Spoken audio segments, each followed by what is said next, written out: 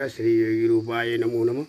शम्भु शरणागति। आज गुरु पूर्णिमा असार महिनाको 21 गते। आज भगवान भोलेनाथ स्वयं शिव हम पंचतत्व पृथ्वी जल तेज आकाश वायु 5 तत्वको शिव शक्ति स्वरूप गाई त्रिशूल विश्वमा नेपालमा नभएको बिना जोड्तीको एक हुनुहुन्छ भने भगवान भोलेनाथ आराध्य देव कल्की अवतार उही शिव स्वरूपको 10 हातमा 10 थरीका शस्त्र धारण गर्नुभएका यी मेरो साधनाहरू हुन्, साध्य हुन्, यज्ञ हुन्। शिव भोलेनाथ शरणागति। साम सदाशिव गौरीपति हर महादेव शम्भु भन्दै आज म पूर्ण गुरु पूर्णिमाको दिन वैराग्य सम्पन्न शिवगीता नामक लिएर फेरि म कुटीभित्रतर्फ चल्दैछु। भोलेनाथ शरणागति।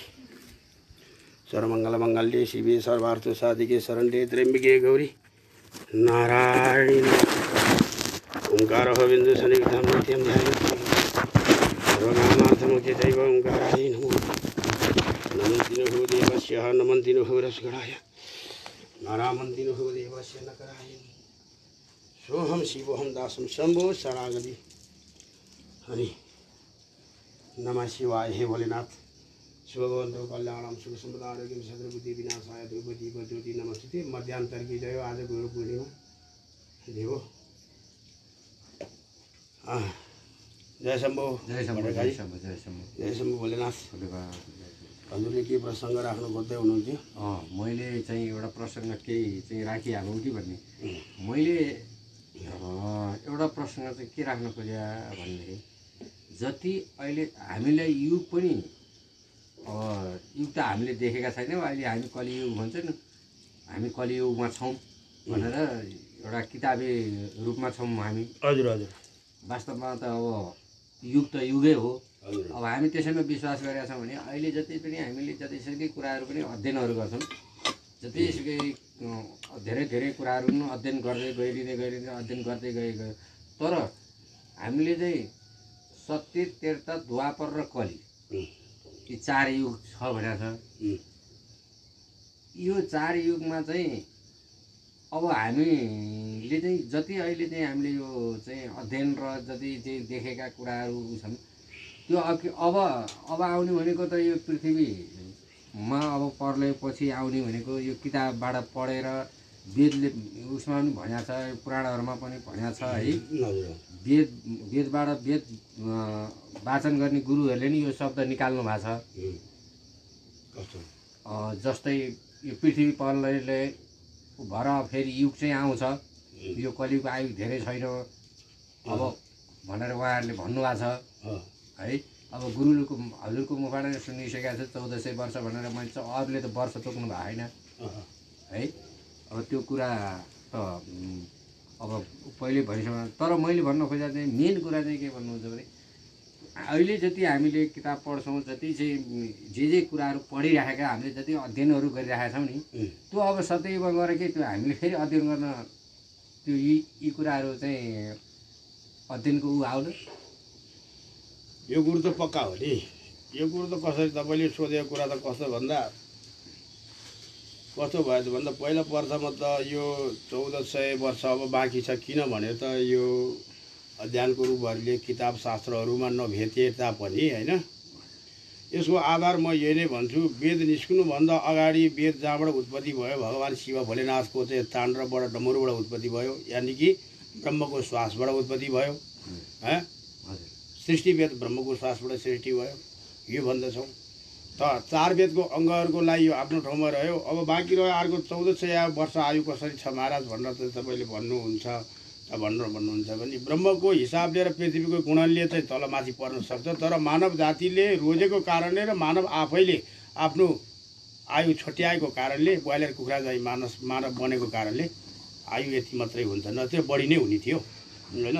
14,000 वर्ष हुने थियो होइन। किन भन्नुहुन्छ भने यो कलिको आयु यस्तो छैन। सत्ययुगमा यही शरीर हो 10,000 वर्ष बाँच्ने, कलिमा आएपछि 100 वर्षको आयु पनि यो किन भन्नुहुन्छ अहम ब्रह्मास्मि खलिविदम ब्रह्म, म त्यस कारणले ब्रह्मद्रष्टा हुँ।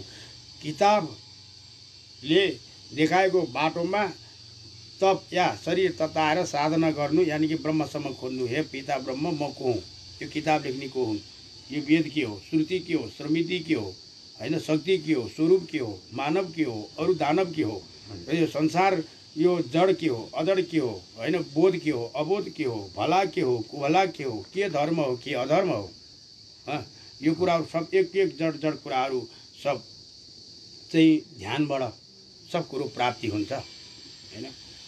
अब बाँकी रह्यो, म त भन्दैछु नि 95% हामीले अघिल्लो जुनीमा गरेको कर्म अनुसार फेरि अर्को चोला बदल्ने हो भन्दैछु, या अर्को जुनीमा त्यही काम गर्नै पर्छ भन्दैछु।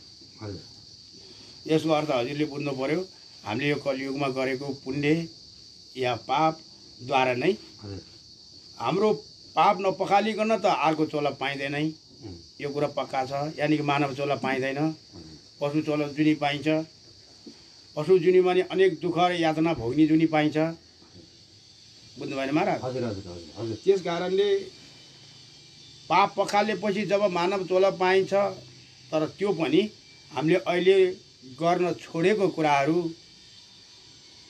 र हामीले पुण्य गरेका कर्मको फलहरूलाई अँगालेर फेरि अर्को पुनर्जन्म नबित्दै अर्को जुनी हुन्छ भनेको मतलब के त भन्नुहुन्छ नि, यो जुनीमा गरेको फल अर्को जुनीमा पाइन्छ, यो कुरा पक्का हो। यसलाई तपाईले निर्धक गराउनुहोस् कि हामीले यो कलियुगको अन्त्यमा गरेको कुरो सत्ययुगको लागि काम लाग्ला। सत्ययुगमा त कर्म पुण्य होला, मानिस पनि अलि हल्का होलान्, लामो आयु बाँच्नको लागि लामो अलि गतिलो धर्म गर्नु पर्ला भनेर चाहिँ जुन एउटा सोच पनि हुनसक्छ, होइन। त्यस कारणले फेरि भन्नु सक्दो महाराज यो 4000 वर्षबाट 10,000 एकैचोटि जन्मिन्छन्, 4000 को मानिस हुन्छन् भनेर भनेको नभइकन होइन।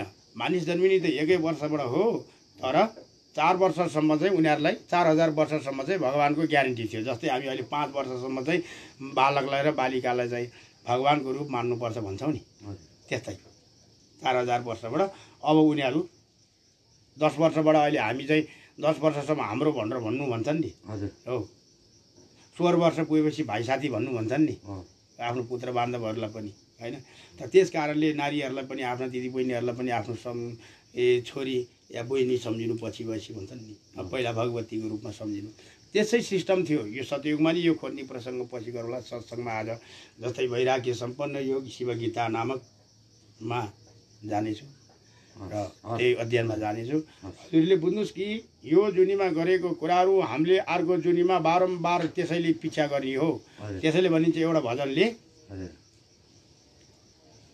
आशा मरी मनमरा, यो कवीरको भजन छ। आशा मरी मनमरा, मर मर गया शरीर, आशा मरेन, मन मरेन, शरीर मर्यो हो। त्यस कारणले हामीले प्राण त्याग्ने बेलामा जेपट्टि आशालाई र जेपट्टि जतापट्टि मन लान्छौँ त्यतैपट्टि जन्म हुन पनि सक्छ। त्यसै कारणले प्राण त्याग्ने बेलामा साधु सन्त वैरागीहरू भन्छन्, गङ्गाको तट र एकान्तमा राम नाम जप्दा जप्दै जाओस्, जसले गर्दा उसको शरीरलाई अरू खर्च गर्नु नपरोस्, हारगुहार गर्नु नपरोस्, होइन। सयसम्म तिनै चिता बनोस्। यस्तो अवस्थामा प्राण त्याग्नु नै भन्छ भजनले। अर्ध जलमा भजन गरी गरी प्रभु मेरो प्राण छुट्यो, मानव जीवनको सहार, होइन। त यसको अर्थ यही हो, मानव भएर पहिला म को हुँ, के गर्न आएको हुँ, के छोड्ने हो भनेर बुझ्नु पर्यो। यो हुन त संसारले हामी मानिस हुँ भन्नुपर्छ र भन्ने शब्द पनि निस्केला, तर मानव भएर मानवको कर्तव्य कसैले पनि ननिभाएको कारणले यो बोल्नै परेको हो, होइन। हो निभाएको छन्, यो कली कारणले गर्दाखेरि थोरैले निभाएका छन्, धेरैले असदकारीपट्टि लागेको छन्। फेरि भन्छौँ हात ठडाएर पर्ने हुन्छ। यो धर्म धरती गौ गङ्गा गायत्री पिता माता वृद्ध धर्म रोएको देखेर रुने को, अरूलाई रुवाएर आफू हाँस्ने कति, र अरूलाई मारेर आफू बाँच्ने र म ठुलो भन्ने कति। पर्सेन्ट लगायो भने त 20-22% मात्रै पनि आउँदैन होला। अरू रोएको देखेर, संसार रोएको देखेर रुने। मैले संसार रोएको देखेर रुने भने मात्र एउटा मानव अपाङ्ग रोएको देखेर दान गरिने दातालाई दाता भनेको छैन मैले। हो, ती यता मानवलाई रक्षा गरिरहेछन् भने ती भरे गएर चाहिँ भक्ष्य अभक्ष्य खाएर अनेक प्राणीहरूको आँसुले पुछिएको मासु र मदिरामै रमाउने छन्। त्यस कारणले हत्या, हिंसा, अत्याचार, व्यभिचार, दुराचार, बलात्कार र अर्काको कुरा काट्ने जो व्यक्ति छ उनीहरू धर्म मार्गको हुन सक्दैन।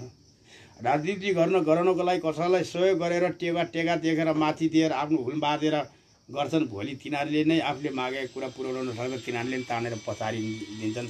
यो विधर्मको राजनीतिले कसैलाई पनि टेका पुर्याउँदैन भन्दै आजकै प्रसङ्गमा शिवगीता नामपट्टि गए र यो भन्दै यो फेरि आज गुरु पूर्णिमाको चर्चामा शिवगीता नामक गएर 7औं अध्याय 6औं अध्याय पूर्ण भई अब 7औं अध्यायमा प्रवेश गर्ने बेला छ। विश्व स्वरूपको दर्शन अब 8औं अध्यायको पालो छ। विश्वरूपको दर्शन भएको छ। अब यो मानवको शरीर कस्तो छ 8औं अध्यायले वर्णन गर्दै जान्छ। पिण्डको उत्पत्ति। पिण्ड भन्नाले के बुझ्नुहुन्छ हजुर भट्टराईकाजी? हजुर पिण्ड भन्नाले के बुझ्नुहुन्छ? पिण्ड भनेको त हामीले त बुझि अब यो जस्तो हामी पिण्ड जस्तै भएर चाहिँ पहिला जन्म लिनु त एउटा त आमाको उसो पिण्ड पनि भएर आउने हो। यसरी बुझाउँछु म। यो संसार एक गोलाकार पिण्ड हो।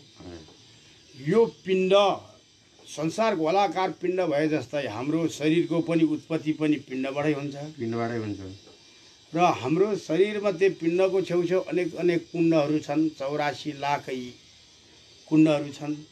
त्यसमा हाम्रो कतै काटे रगत आउँछ, रक्तकुण्ड छ, फेरि पाक्यो पिप आउँछ, पिप कुण्ड छ, कफ कुण्ड छ, बाथ कुण्ड छ, यावत कुण्ड 84 लाख कुण्ड यानि कि 84 लाख योनि भएका कुण्डहरू यही शरीरमा छ। त अब यो पिण्डको उत्पत्ति भन्यो। यसले पिण्ड भन्नाले यो मानव जीवन कसरी उत्पत्ति भयो त? अब मैले संसर्गमा पहिला भन्ने गर्थेँ मानिसहरूको शरीरमा यो यति हुन्छ, यो यति हुन्छ, यो यति हुन्छ, यो हड्डी यति हुन्छ भन्ने गर्थेँ। यो शिवगीता नामक वैराग्य सम्पन्न छ यसमा, यसैले नै दिन्छ भन्दै अब मैले आजको 8औं अध्याय गीता पारण गर्नपट्टि गएँ र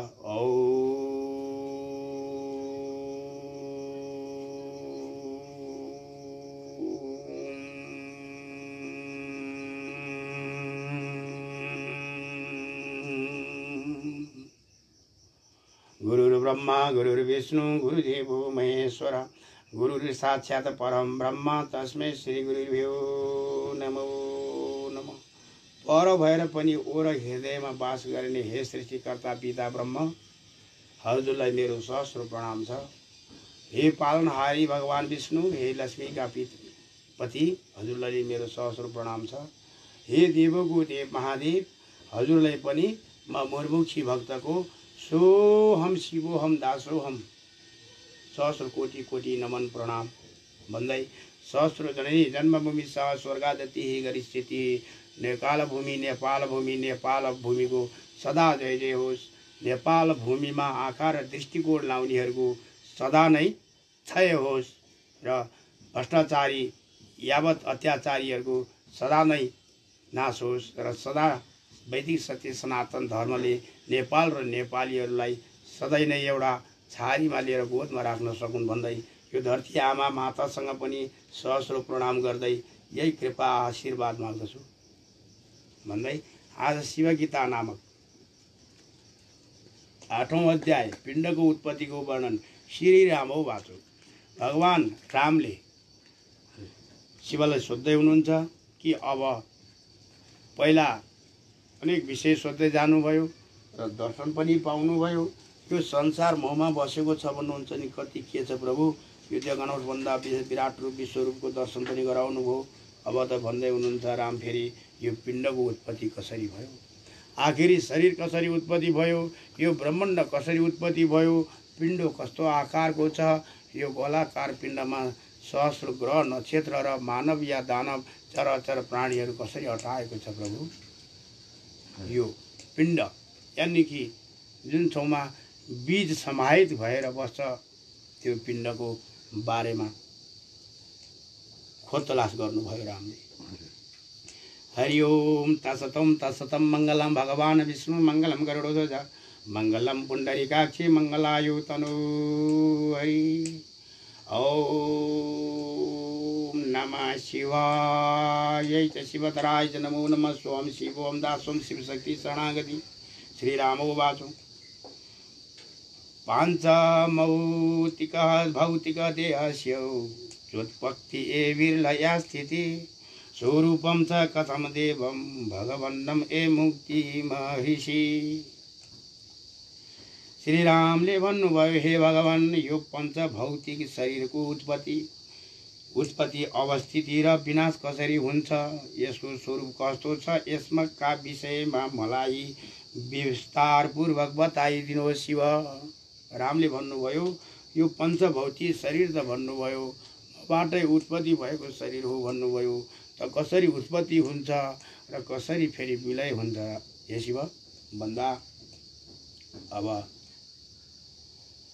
र अवस्थित रहन्छ तथा यसको मृत्यु कसरी हुन्छ, यसका विषयमा मलाई विस्तारपूर्वक बताइदिनुहोस्। यो मृत्यु कसरी हुन्छ, फेरि सिर्जन कसरी हुन्छ, पञ्च भौतिक तत्त्वको शरीर भित्र बस्दा नि बढिरहने, बाहिर आएपछि नि बढिरहने, पहिलाको जस्तो बिचमा नहुने, बिचमा जस्तो अन्तिममा नहुने, फेरि यो मरिसी जान्छ कहाँ हे शिव, यो बताइदिनुहोस्। श्री भगवान् उवाच ओम नमः शिवाय। पञ्चभूतै समराद्भौ दियश्च पञ्चभौतिकम् तत्र प्रधानं पृथिवीरोखाणम् ए सहकारिता। हे राम,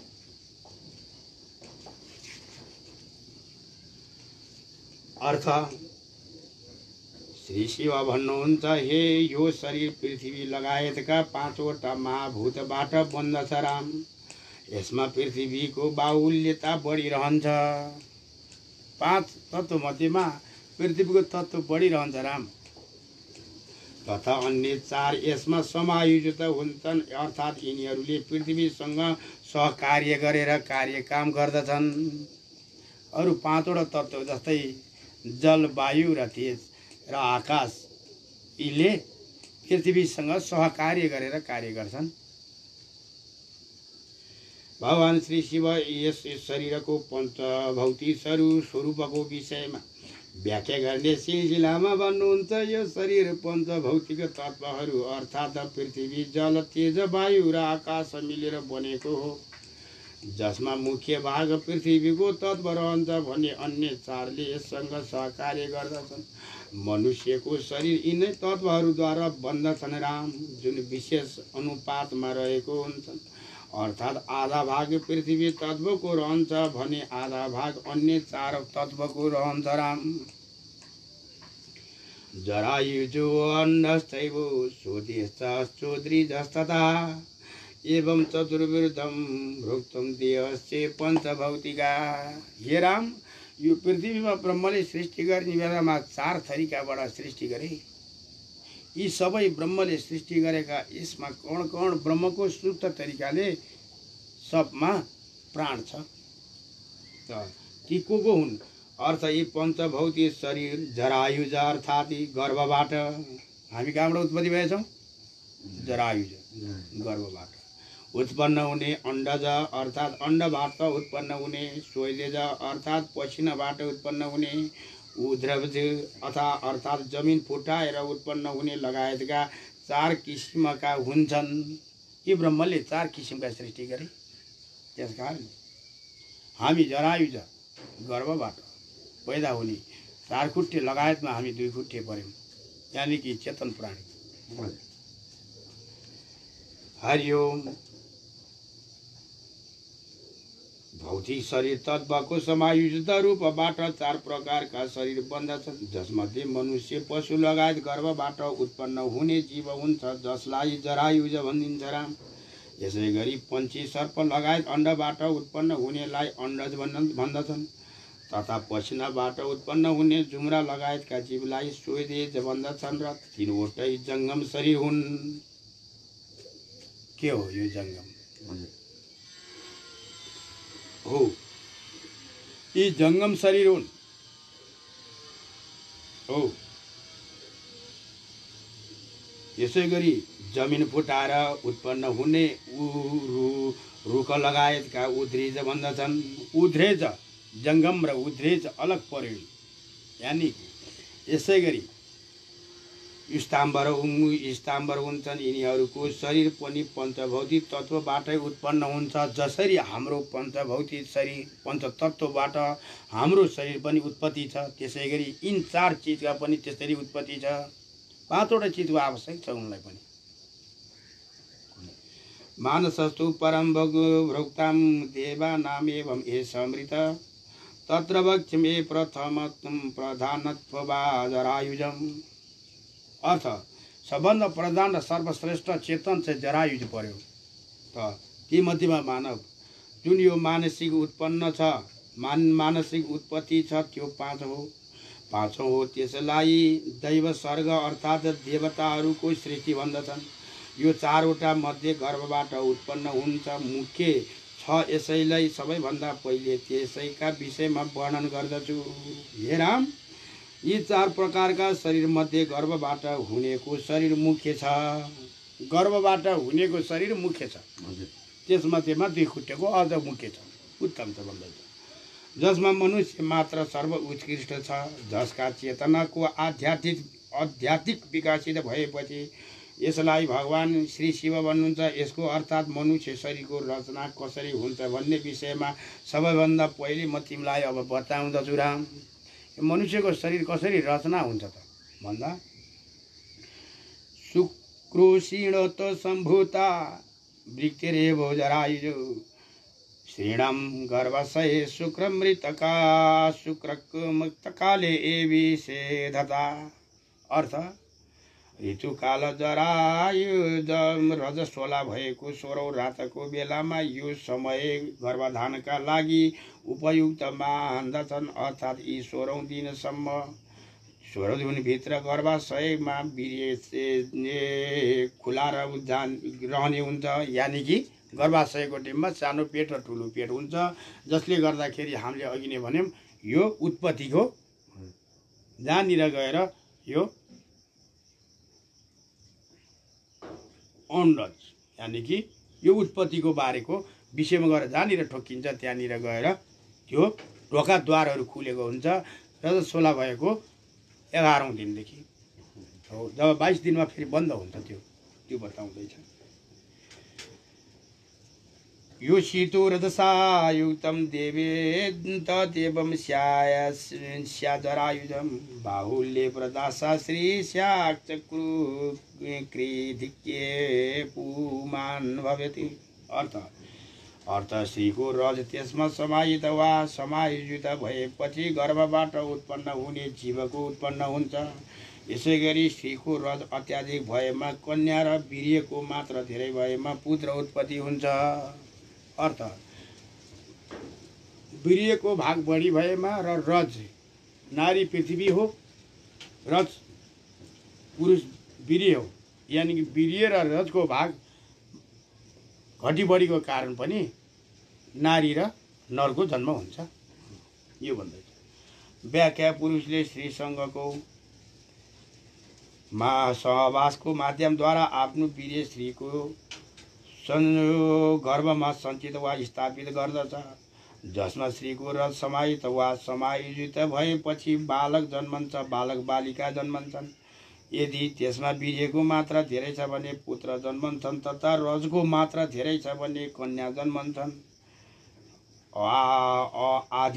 आधुनिक विज्ञानका अनुसार स्त्रीको रजमा एक्सरे क्रोमोजम हुन्छ तथा पुरुषको वीर्यमा XY क्रोमोजम हुन्छ। यी एक्स क्रोमोजम मिलेमा कन्या तथा XY क्रोमोजम मिलेमा पुत्र जन्मिन्छ। के हो XY भनेको? अङ्ग्रेजी त जान्दैन म। शुक्रोशोषिणेत साम्ये जायते नो नपुंसक ऋतुस्थानम एव भवेत् नारी चतुर्थे देवसेदन ऋतुकालस्तु निर्दृष्ट खणो 10 दिन वादिति तत्रायुक्मग्दिने श्री 7 पुन्मान्य युग नदिने भवते। अर्थ बिग्रे रज बराबर छ भन्ने नपुंसक उत्पत्ति हुन्छ। ल नपुंसक कसरी उत्पत्ति हुँदो रहेछ त? आखिर बराबर छ भने त्यसको 1 इन्ची 1 लाइन पनि तलमाथि भन्नु भएन। रज र बिग्रे बराबरको यति छ भने त्यो नपुंसक उत्पत्ति हुन्छ। त्यो लाखौँमा कोही 10औं लाखमा कोही 1 पर्न सक्छ। यो भन्दा हुन्छ जसै स्त्रीले रजस्वला भएर नुहाएपछि अर्थात् रजस्वला भएको 4 दिन 16 रात्रसम्ममा यो ऋतु अवस्थामा फेरि यसरी बस्यो भने मात्रै त्यो फेरि नपुंसक बनिन्छ। भन्दा 16 रात 16 17 18 राम्रो भन्छ। 16 देखि तलतिर स्त्री जब पर सरेको बेलामा रज र वीर्यको बराबर भाग हुने गरी सम्भव कतै भइहाल्यो भने त्यो नपुंसक जन्मिन्छ भन्नु। यानि कि यो के भन्छ? स्त्रीलिङ्ग, पुल्लिङ्ग अनि उद्रेज। बस यो उद्रेज भन्छ यानि कि नपुंसक लिङ्गलाई हैन त्यो भन्छ। खोडछे दिवसे गर्भो जायते यति शुभ्रभ चक्रवर्ती भवेद्राजा जायते नात्र संशय। अर्थ यदि 16औं रात्रसम्म रह्यो गर्भ रह्यो भने त्यो स्त्रीको गर्भबाट चक्रवर्ती राजा उत्पन्न हुन्छ। 16औं रातको दिन चाहिँ चक्रवर्ती राजाहरू उत्पत्ति हुन्छ। त्यसकारण ऋषिमुनिहरू यस्तै साहित्यहरू र तिथिहरू हेरेर गर्भाशय बस्थे। ऋतुस्नानो यसे पुंसं सांख्याक्षे मुख मिच्छते तदाकृति भावं भरिवस्ते स्वामी मिनो ए मुखम। अर्थ अब मैले अस्ति न जस्तै मैले एउटा बोलेको थिएँ नि, यो मुसलमान र हिन्दू हाम्रो बाउ एउटै आमा एउटै भनेको थिएँ नि मैले। अब त्यो कुरा यसले ल्यायो। मैले जुन कुरो एउटा चाहिँ मुख हेर्नाले गर्भमा चाहिँ त्यस्तै आकारको प्रकारको बस्छ भन्यो नि, हो त्यो कुरा भन्यो यसले। हेर्नुहोस् के भन्यो? अर्थ रजस्वला भएर नुहाइसकेपछि सहवासका लागि अति आतुर वा व्याग्र भएकी स्त्रीले जुन पुरुषको मुख हेरिरहन्छ त्यही आकृतिको वा स्वरूपको गर्भ बस्न जान्छ। हेर्नुहोस् यसैले स्त्रीले त्यसै दिन स्वामी अर्थात् आफ्नो पतिको मात्र मुख हेर्नुपर्ने हुन्छ। धर्मले बताए अनुसार चाहिँ अब आचरण गर्छन्, कति गर्छन् कति गर्दैनन्। अब भनिहाल्यो कहिले उत्पन्न भएको कसरी रे र कहिलेबाट चाहिँ व्याप्त हुन थालेको रे भनिने हो भने देशका ठुला ठुला राजा महाराजा रानी महारानीहरूले पहिला कपाल काट्न सुरु गरेको छन् हैन र? भएको होइन हो। त्यसकारण धर्मलाई टेकेको छन् त छैनन् नि। यसको कारण अनेक परिकारबाट बिग्रेर भत्किसो लाएर जब लासलुङ्ग हुन्छ नि र त चेतन धर्मको ज्ञानको छैन। यानि कि पृथ्वी हाम्रो बाउको आर्जन हो नि धर्मको आर्जन हो भनेर चाहिँ धर्मलाई नै अँगाल्दैनन् भनी कसको सोजेत कसको बेजेत होइन र? यो आफ्नो ठाउँको कुरा हो। त्यसैले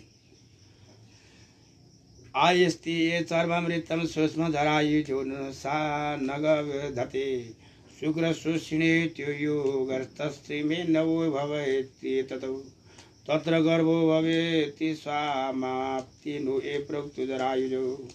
स्त्रीको पेटमा एउटा छालाका आकारको जालो रहेको हुन्छ जसलाई जरायुज भनिन्छ। छाला जस्तै जालो जरायुज भनिन्छ। त्यसबाट पैदा हुने प्राणीलाई जरायुज हो या जरायुज भन्ने हो। अंडजा पंची सर्पाध्याय शोधे जाए मशकादया उद्रेजास्तृण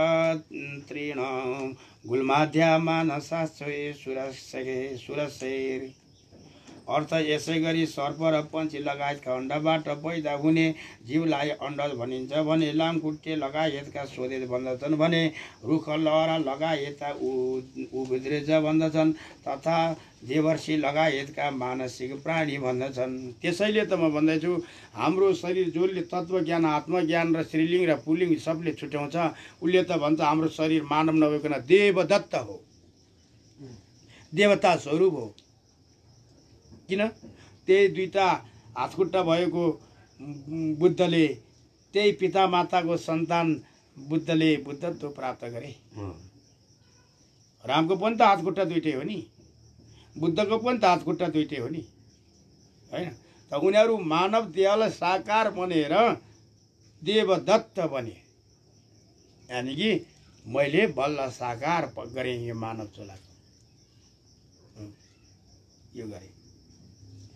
त्यस कारणले तत्त्व लो नै प्राथमिकता दिएको छ भन्दा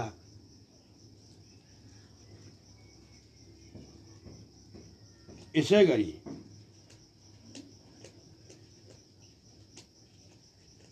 खोडसे दिवसे गर्भो जाए त्यो शिशु हरिओम भन्दा अण्डजबाट स्वदेश उद्रेजबाट र हामी गर्भबाट उत्पत्ति हुने चाहिँ के अरे भट्टराईजी?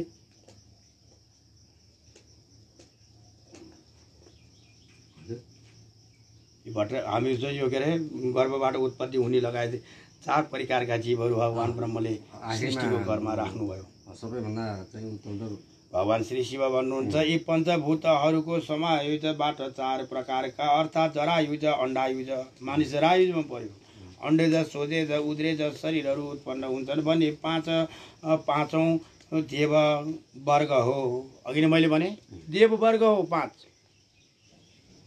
हामी जुन ढङ्गले देव वर्ग केलाई भनिन्छ त अघि नै मैले भने हाम्रो अन्तिम अवस्थालाई पहिला चिन्न सक्नु र फेरि जन्म हुने अवस्थालाई थाहा पाउन सक्नु, यसलाई भन्छन् देववर्ग देवदत्त हो। अर्थ यहाँ दावानल के भन्नुहुन्छ तपाईँ? दावानल भनेको अर्थ के बुझ्नुहुन्छ? मैले बुझिनँ। दावानल दावानल नादबिन्दु असी गुँ, यो पनि बुझ्दैन भने त वेदको अक्षर बुझिँदैन। दावानलको अर्थ के भन्दैछन्?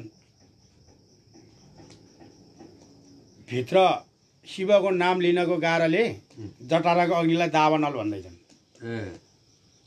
धर्म सम्प्रदायका गुरुहरू दावानल भन्नाले त्यसो जटाराको अग्नि भनेको को त? जटारा अग्नि शिव हो। हामी तत्त्वदर्शीहरूले बोलेको कुराहरूमा उनीहरू कसरी ल्याउँछन् त भन्दा ठेस पुर्याएर दावानल भनेको अर्थ नै बुझ्न नसक्नेहरू किन बोल्नुहुन्छ? दाको अर्थ पृथ्वी, नलको अर्थ फेरि नल राजा भन्दैला नि। किताब पढेकोहरूले त धेरै भन्छन् होइन, हामीले त अलिकति यो बाबुबाजेले चाहिँ जस्तो देखाउन जान्नुभएको थियो त्यही पढिन्छ, समय नै गुरु राखिन्छ।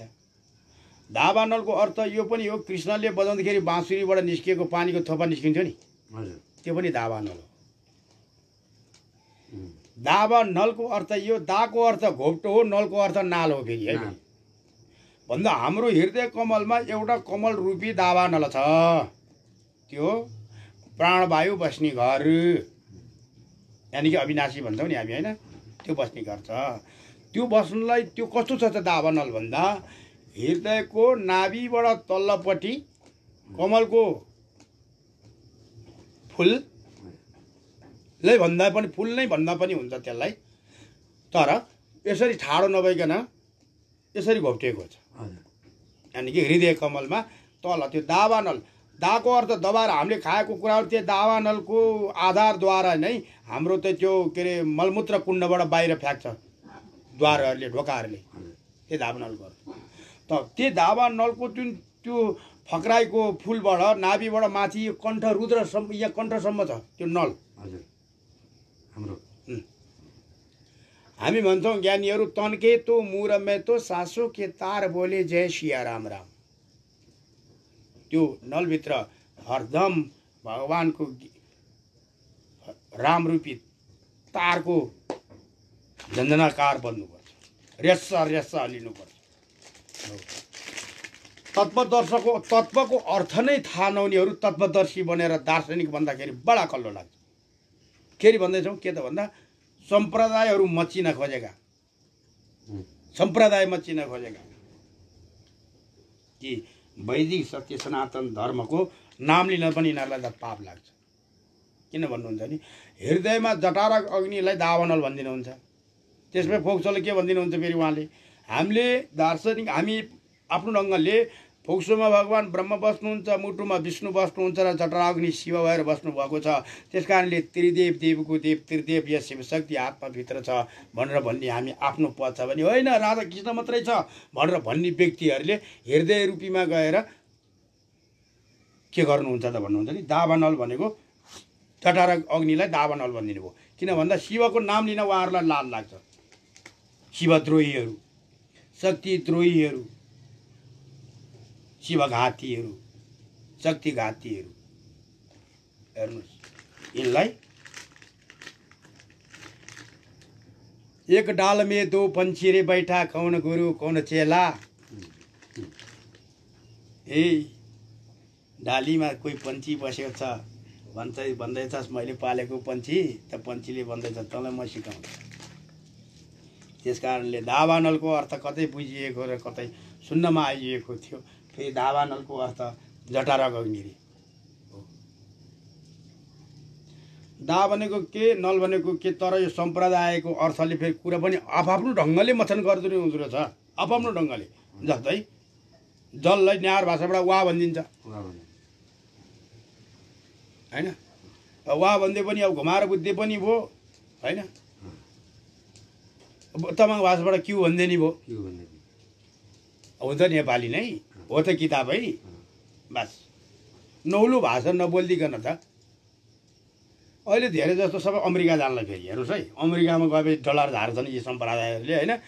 अङ्ग्रेजीबाट बोल्ने भइसकेका छन् वेदभर नि अब, किन ठुलो ठुलो भाषा बोलेका उनीहरूले बेरै अङ्ग्रेजीबाट छापिसके। अनि ब्राह्मणको वंशमा जन्मिएर वेद बेचेर विश्वले आज रकेर उडाइसक्यो। अब आफूले बोलेको भएको भागवतहरूको शब्दहरू पनि गीताको शब्दहरू पनि गीता पनि अङ्ग्रेजी पारण गर्ने भए अबको 20 वर्षमा त अङ्ग्रेजी नजान्नेले त किताब नसके हुन्छ, हो कि सिकाएका के त यिनीहरूले भन्दा म यति भाषा जान्न सक्छु, मैले यति पढिकन फेरि मैले किताब यो ग्रहण गरेको हुँ भन्ने उनीहरूले बन्न खोजेका, बोल्न खोजेका, भुग्नु भित्री भाव भुग्न खोजेका। त्यसरी अब यो कुरा त नेपाल मात्र होइन, विश्व वर्ल्ड छ त विश्व वर्ल्डको अर्थ हामीले फेरि त्यो नबोलेन। ए बाबा नेपाली भएर संस्कृति भाषिक भएर अरूलाई संस्कृति भाषा सिकिरहेको पनि छन्, तर जो संस्कृतिका गुरुहरू छौ होइन, तिमीहरूको यो धर्मको बिग्रिनको कारणले पृथ्वी त्राइमाम भएको तिमीहरूलाई कहिले पनि छोड्नेवाला छैनन्। यिनलाई पृथ्वीले हरदम सतो सराप गरिरहेछन्, त्यही पृथ्वीमा टेकेर त्यही धरतीको जय कहिले भन्दैनन्, हो गएन त भन्दा यो संसार नाप्न आएका छन् डमरुवालाहरू। कति नापेर के लिएर जाने हो र कुन कुन कुनाको नक्सा नाप्ने हो र कुन कुन झोलीमा कति नाप्ने हो। कोही नापेर आएर लिएर जान्छन्, एक ठाउँमा थलो गाड्छन्। अस्ति फेरि संसारमा बोल्न मन लाग्यो, म यो सम्प्रदायहरूको विरोधी भएको कारणले फेरि बोल्न मन लाग्यो। हाम्रो यहाँ आएर चाहिँ जगतगुरु बनेर जानुभएको थियो नि, त्यो मगरको जस्तो जारी छुस्सा आएको छ नि, के अरे उहाँको नाम जगतगुरु के अरे श्री के अरे देवशरण आचार्य देवाचार्य। अहिले पूर्वमा कता गएर गौशाला खोलेको रहेछ होइन। अरूको लागि त चतारा धाम, अरूलाई त धेरै राम्रो भयो, मलाई त किन शिवलिङ्गमा राधे राधे भनेर पानी चढा भनेर यहाँ भनेर गएको भएर किन हो होइन।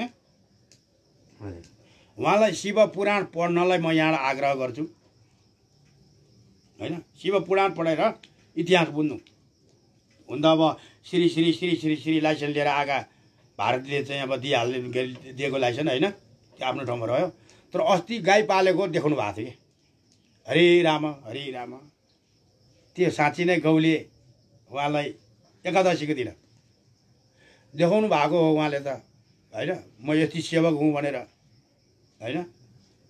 तर त्यसमा ककासको के डोनेसन परेको छ भन्ने कुरो त यो गाउँको गाउँलेहरूलाई पनि थाहा छ, दान गरेलाई पनि थाहा छ, अरूले पनि दान गरेका छ अरे। उहाँलाई त 14 अञ्चल 75 जिल्लामा घुम्दाखेरि यहाँ आउँदाखेरि त कति जिल्ला घुमेर आइसक्यो हो, प्रत्येक जिल्लाबाट 1-2 करोड उठेकै थियो होइन। तर गाईको पेट हेर्नुहोस् त, 50-60वटा गाईहरू पालेका रहेछन्। उहाँले गाई पूजा, त्यो एकादशी पूजा दिन गाई पूजा गरेको देख्दाखेरि मलाई यहाँ रुन मन लाग्यो। गाईको पेट दाम्ला बस, गाई पूजा गरेको रे बत्ती, त्यो के अरे बत्ती क्या, अब त्यो त पऱ्यो नि होइन, त्यो बत्ती गरेको त होइन गाईलाई होइन। अहिले लजी पूजा गर्छौँ नि हामीले होइन। अगाडि टन्न घाँस पानी कुडो पराल हालेर पेट टुनुक्क बनाएर गरेको भए त्यो गौमाताले के आशीर्वाद दिन्दिन होला है। हे लोकाधिकृत धर्म बेचुवा हो,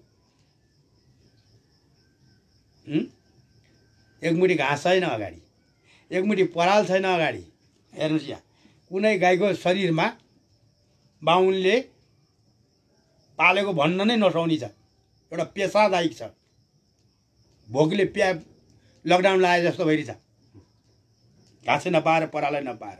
अनि घन्टा र चमर चाहिँ त्यही गाईको पुच्छर लिएर, घन्टा र चमर लिएर कुन्टुङ हल्लाउँदै गाईको वरिपरि हिँड्नु भएको थियो। यो कति पसल लाग्छ हौ धर्मको, तिमीहरू कति पसल लाग्छ। विद्वान श्री श्री श्री श्री हेर्नुहोस् यहाँ कहिले बोले शिव मन्दिरमा ओम नमः शिवाय भनेर पानी चढाउनु, राधाकृष्ण मन्दिरमा राधाकृष्णको जय जय होस् भन्नु, राम मन्दिरमा रामले जय जय होस् भन्नु, 33 कोटी देवताले रक्षा गरेको यो भूमि जर धरती माताको जय भन्नु, पहिला जन्म दिने पिता माताको जय भन्नु भन्ने यिनीहरूले कहिले सिकाए, कहिले सिकाए? मेरो यहीँबाट प्रश्न छ यो गुरुहरूलाई। खेल्ने ठाउँ कहाँ त, यिनीहरूको व्यापार गर्ने ठाउँ गाईबाट पालन गरेर। हेर्नुहोस् त पशुपतिमा बिजो गाईले छैन, खानेकुरै छैन गाईलाई। यसमा उही बेलामा म शिवसेनाको बारेमा खगेन्द्रराज सुवेदीले महाराज हामीले पालेको गाईहरू यता त्यता ल्याउनुहोस् त्यहाँ, ल्याएर यहाँ यिनीहरूले गाई पाले, सबलाई लकडाउन लाग्यो अहिले। हेर्नुहोस् त, यो गौ हत्या, यो शिव सो, यो ब्रह्म सो, यो गुरु सो, यो धरती सो, यो पञ्चतत्व सो यिनीहरूले तिर्नुपर्छ कि पर्दैन? यो पितृ सो यिनीहरूले निवारण गरेर यिनको जय गाउनुपर्छ कि पर्दैन? हो, यो दार्शनिक गुरुहरूलाई नै सब धर्म विखण्डन पारेको हो। पसल बनाए यिनीहरूले, पसल गाईलाई, वेदलाई, सत्सङ्गलाई पसल बनाए। तपाईँलाई सत्सङ्ग र ज्ञान सुन्न आउनुहुन्छ, पर 2 किलोमिटरबाट दिनको एकचोटि आउनुहुन्छ होइन तपाईँ? तपाईँ कहाँ त म जान्न नि, तपाईँको गाउँमा त म जान्न नि। लाला यही धर्मै मान्नुपर्छ, यही राधा कृष्णै भन्नुपर्छ भन्ने त म जान्न नि। हेर्नुहोस् त यिनीहरूको यहाँ पैसाको पावरले मिडिया बोकेर को र किनै थाहा छैन। तपाईँ आमालाई के भन्नुहुन्छ? आमालाई जय र विजय भन्नु पर्यो नि, आमा कि जय भन्नु पर्यो नि। आमा कि जय, आमा को भन्न त अलिक ठाडो शब्द भएन, त्यो त उ नै भयो नि, शब्दै मिलेन। व्यवहारीले त पनि अझ ज्ञानीको दार्शनिकहरूले त को र कि त बोल्न पर्ने हो। छुट्टो श्रीलिङ र पुलिङ यही हो हाम्रो भनाइ। लाज घिन लाग्दैन। त्यहाँको अगाडि बस्ने दर्शकहरू पनि अन्डा खाने कोही पनि होइनन्। जो मनमा लागेको कुरा सही र विषय कुरा पनि ए गुरु यो भने यो हो भनेर छुट्याउन नसक्ने पनि अन्डा खाने श्रोताहरू हुन्छ। बस त्यस कारणले मसँग त तपाईँलाई मनमा लागेको कुरा बोल्न पाउनुहुन्छ। तपाईँलाई के मनमा खुल्दुली लागेको कुराहरू केही छ त मलाई पनि लागेको छ भने हजुरहरूसँग सोध्छु। त्यस कारणले यो संसार अपार छ। धर्मको व्यापारले पृथ्वी रोएको छ। गाई व्यापार, वेद व्यापार, गुरुको नाम व्यापार कमाउने। यदि यिनीहरूलाई यसमा व्यापार थिएन भने 33 कोटी देवताको पृथ्वीमा बसेर एउटा सम्प्रदायलाई चाहिँ ढाङ्ग्रो ठोक्नु। हिन्दू सनातन धर्मको लागि 1 नम्बर भाइरस हुन्छ पछि हिन्दू जात पनि बिग्छ जत्ता पनि जान्छ हिन्दू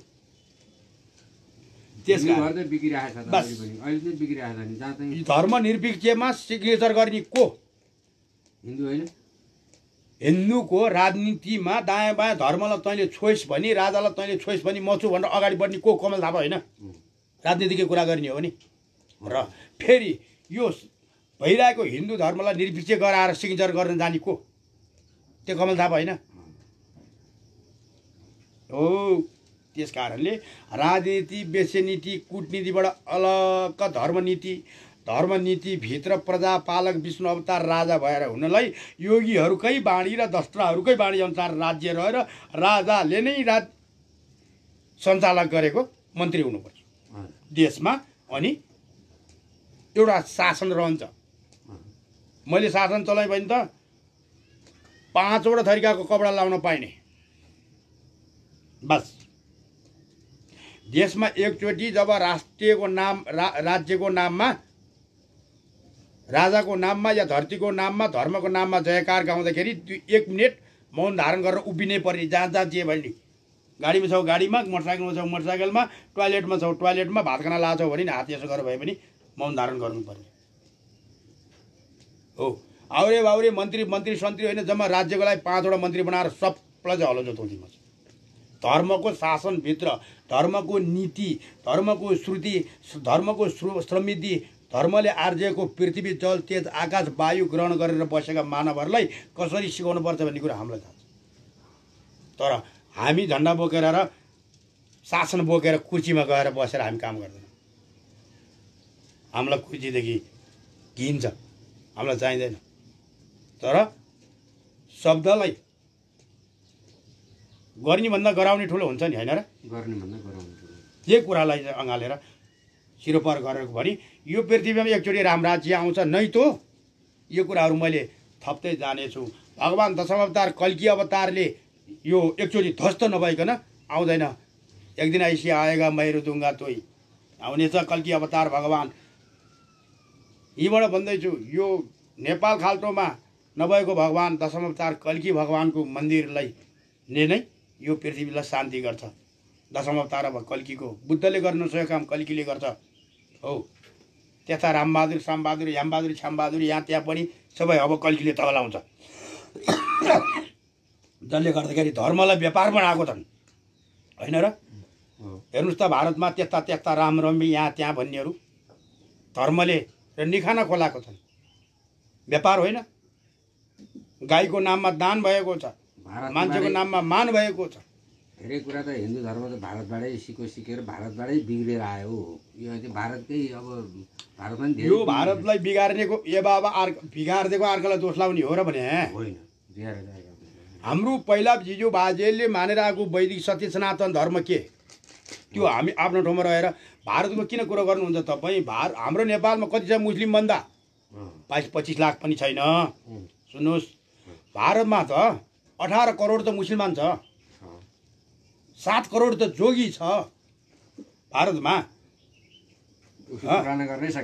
1 अर्ब 84 करोड जनसङ्ख्या छ टोटल्ली जोगी पोकी भाङ्गा भुङ्गा लङ्गा लुङ्गा यो जतिखेर चाहिँ पाकिस्तान र यो गोरा र कालाका युद्ध हुँदाखेरि चाहिँ रोहिङ्गा मुसलमानहरू सजिलो 300-400 वर्ष अगाडिदेखि आएर यिनीहरूले चाहिँ शरणमा लिएर बस्दाखेरि चाहिँ सबै राज्यहरूमा गएर बसेका नेपाल चाइना पाकिस्तानबाट भागेर आउँदा भारत श्रीलङ्का जहाँ पनि बसिन् यिनीहरू होइन र तिनीहरूको सन्तानहरू त हुन् नि अहिले नेपालमा 22-23 लाख पुगेछ भारतमा 18 करोड छ मुसलमानहरूले के गर्छ के भन्दा हामीले यो देशमा बसेर नागरिकता पाइसक्यो हामीले धर्म त पाकिस्तानको छोडेको छैन उनीहरूले के छ भन्दा हिन्दू गाई पुज्छ मुसलमान काट्छ फेरि हामी हिन्दू धर्मको अनुयायी हौँ भनेर फेरि राजनीति पनि गर्छ भारतले यो मेटाउन खोजेको हो उसले त हाम्रो देशमा बस्नु छ भने हाम्रो देशले पूजा गर्ने वस्तुलाई मान त्यसलाई नमार यो भन्न खोजेको नेपालीले कहिले भन्न सकेको छ मानवको चाहिँ रक्षा गर पशु मारे पनि मार यदि हो भने एउटा हाम्रो पूर्वतिरको सांसद हुनुहुन्छ नि एकजना के राई हो उहाँले भन्नुभएको थियो कि गाईलाई काट्न नपाउने कानुन लगा होइन कि गाईलाई पूजा गर्न नहुने कानुन लगा भनेको थियो। उसले गरेको कुरो ठिक हो। हिन्दू भनेर गाई पूजा पनि गर्ने, फेरि मुसलमान काट्ने मान्छेलाई यहाँ चाहिँ के अरे हाम्रो यो के अरे नेपालकै बासिन्दा हो र नेपाली हो र हिन्दू धर्मभित्रै छ यो पनि भन्ने राजनीतिले के बुझ्यो?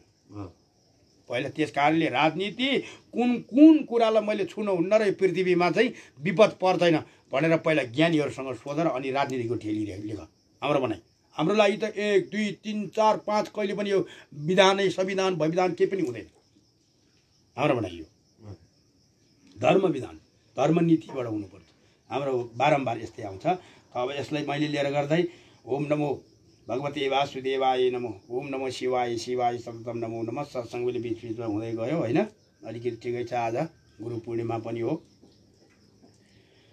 हरि ओम नपुंसङ्गस्तु रस्य भागे तृष्यते मध्यतो अतो दक्षिणाश्रायतु शेति माताये पुमान्यदि अंग प्रत्यंग भागस्य सूक्ष्म एसृदगता तथा विहाये समद्रुदन्ता तिञ्चन्नमानन्तरे सम्भवान् चतुर्थी व्याप्तात्मिश्रे सम्भावनामपि यजायते पुष्पमिस्थैर्यादयो भावं भीरुतिमाध्यास्तु ये योषिताम्। अर्थात् जुन नपुंसक पेटको बीचको भागमा रहन्छ, यसकारण दाहिने कोखामा जन्म लिएपछि हुने दाहिने तथा दाँत लगायतका बाहेकका अन्य सबै अङ्ग उपङ्गहरू चौथो महिनामा बन्दछन् र पुरुषहरूमा हुने गम्भीरता धीर्यता लगायतका धर्म र स्त्रीहरूका हुने चञ्चलता आदि विकास चौथो महिनामै भइसकेको हुन्छ। अब पुरुष भए दायाँ र कन्या, केटा भए दायाँ केटी भए बायाँ बस्छ। नपुंसक छ भने पेटको बिचमा बस्छ। त यिनीहरूको दारी र जुङ्गा या दाँत या नङ बाहेक अरू सबै जीवनमा आएर बस्ने व्यवहारहरू, जीवनमा आएर खाने सुत्ने उठ्ने रसहरू यिनीहरूको 4 महिनाबाट चाहिँ बन्दै जान्छ पेटमा। यो भन्यो नपुंसके ते मिश्रा भवन्ति रघुनन्दन मातृजे चासे हृदय विकया न भिङ्काञ्छति ततो मामृति मातृमर्नो अभिष्टं कुर्याद्र गर्भविध्रियते तां च हृदयस्यां नारी बाहुरुद्रौ हृदीनं तथा हरिहरि। अर्थ र नपुंसकमा गर्भास्थितिमा स्त्री र पुरुषको समायुक्त वा विषावटबाट भएको भाव वा धर्म विकसित हुन्छ। कस्तो धर्मद्वारा बीजपात भएको थियो, कस्तो नसामा भएको थियो, या कस्तो अन्न पातहरू बीज बनेको थियो, त्यो बीज बन्ने बेला कस्तो अन्नद्वारा बनेको थियो, रस रजतम कस्तो कस्तो वस्तु थियो, त्यो अनुसारको नै गुणहरू भित्र शरीरभित्रै बन्दै जान्छ। उस्तै गरी भएकोले आमाले जुन वस्तु चाहना राख्दछिन् उसैले पनि त्यही वस्तु चाहना गर्दछ। हरि ओम। नपुंसक स्त्रीको र पुरुषको दुवै गुण किसिमको बराबर हुन्छ। नपुंसकको चाहिँ स्त्रीको र पुरुषको दुईटैको व्यवहार गर्छ उसले, होइन त? नपुंसकहरूले के भन्दैछ यसले? जसको कार्य व्यवहारमा पनि भिन्नता रहेको देखिन्छ। यो चौथो महिनामा त्यो भ्रूमण इच्छाहरू जागृत हुने भएकाले माता अथवा गर्भवतीले पनि त्यस्तै किसिमका खानेकुराहरू चाहना गर्दछिन्।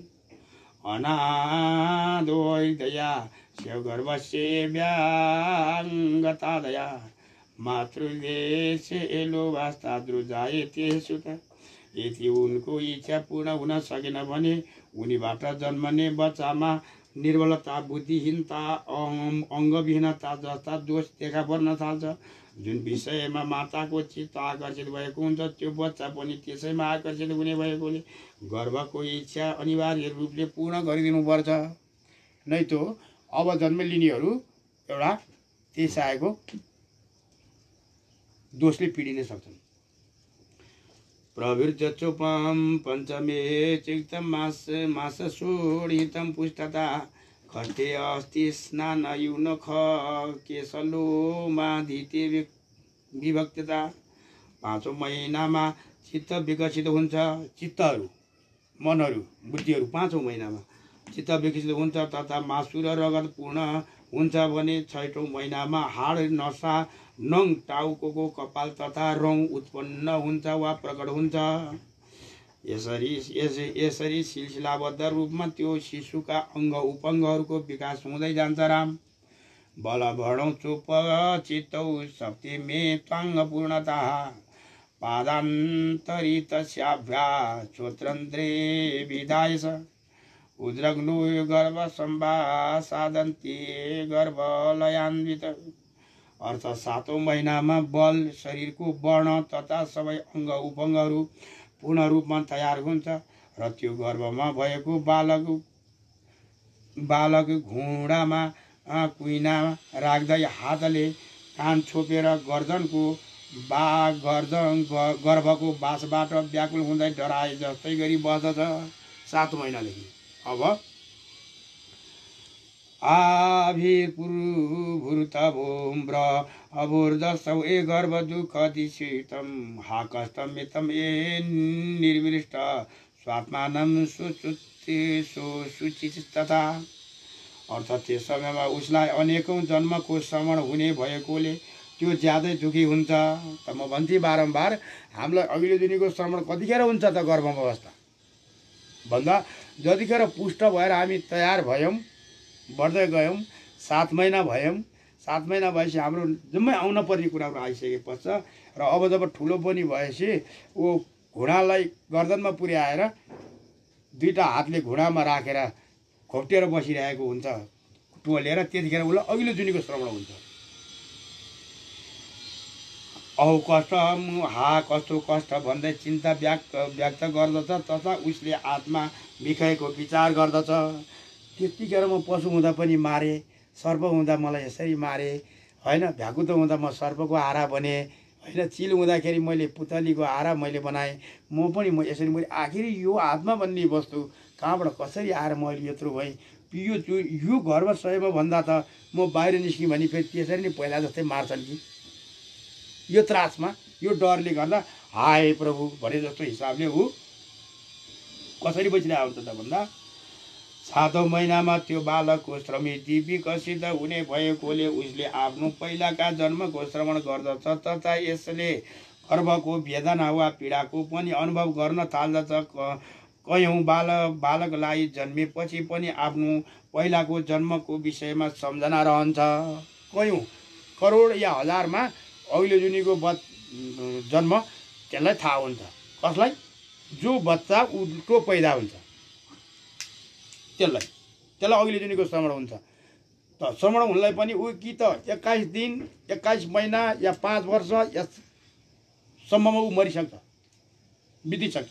यदि बितेन भने ऊ 10 वर्ष 8 वर्ष बाँच्यो यदि भने उसले आफूभन्दाको माथिको पितालाई या आफूभन्दा दाइलाई उसले बिदा गर्छ बाँच्यो भने।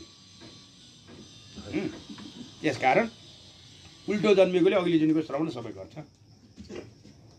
हरिओम। अनुभूतम्मा सर्या पुरा मर्मन चिन्दो असकृत करम भावालुकास्ताम दहन्ते च सुखाशया। अर्थ त्यो असारे अर्थात् सहन नसक्ने किसिमको र मुटु दुख्ने किसिमको यातनाका कारणले त्यो बारम्बार दुखी वा पीडित हुन्छ। यस समयमा उसलाई तातो बालुवामा राखेको अवस्थामा प्राप्त हुने पीडा जस्तै दुःख प्राप्त हुने भएकोले ऊ ज्यादै पीडा हुन्छ। त्यो शिशुले 7औं महिनामै गर्भबाट सबै पूर्ण गरिसक्ने हुन्छ। हरिओम। जठराग अग्नि। जठरानल असन्तप्तं पिक्ताख्यारो ये सविष्णुष गम गर्भाशय निम्नग्नुतु दहन्त्यातिर्विशतु माम। हे हरि, त उसले पहिलो गर्भको अग्निबाट अत्यन्तै पीडित हुँदै भन्दछ, यो ज्वालाले मलाई अत्यन्तै पीडा बनाइरहेको छ। गर्भभित्रको जठराग अग्निको ताप दावानल होइन, जठराग अग्नि। अज्ञानीहरूलाई ज्ञानको श्रुति छिरोस्। पहिला त स्त्रीलिङ र पुलिङ बोल्न जानु भन्दै जठराको अग्निलाई अर्को दोस्रो नाम दिन जान्दैनन् या कि हृदयले नै आफ्नो ढङ्गका छन्। गर्भको अग्निद्वारा यानि कि जठर अग्निद्वारा साथै पीडित भएको उसले मलाई यो अग्निले ज्यादै पीडा बनाइरहेको छ भन्ने अनुभव गर्दछ। औद्रेय कृमिक कीटाणी कुट साल्मिक कष्टकै तुल्याणी चोत्तुन्दुदन त्यान्त्रापाशस्त्री चक्रकादितम। यसै गरी जब पेटमा भएका किराले टोक्न थाल्छ त्यस समयमा उसलाई ती किराहरूको मुख सिमलको काँडा जस्तै तीखो भएको अनुभव हुन्छ र उसले यिनीहरूले मलाई अत्यन्तै पीडा बनाइरहेका छन् भन्ने बहुत कष्टसँग अनुभव गरिरहेको हुन्छ। हरि ओम तत्सतम नमः शिवाय शिवाय सततम नमो नमः पार्वती पति हरे परमात्मे नमो नमः।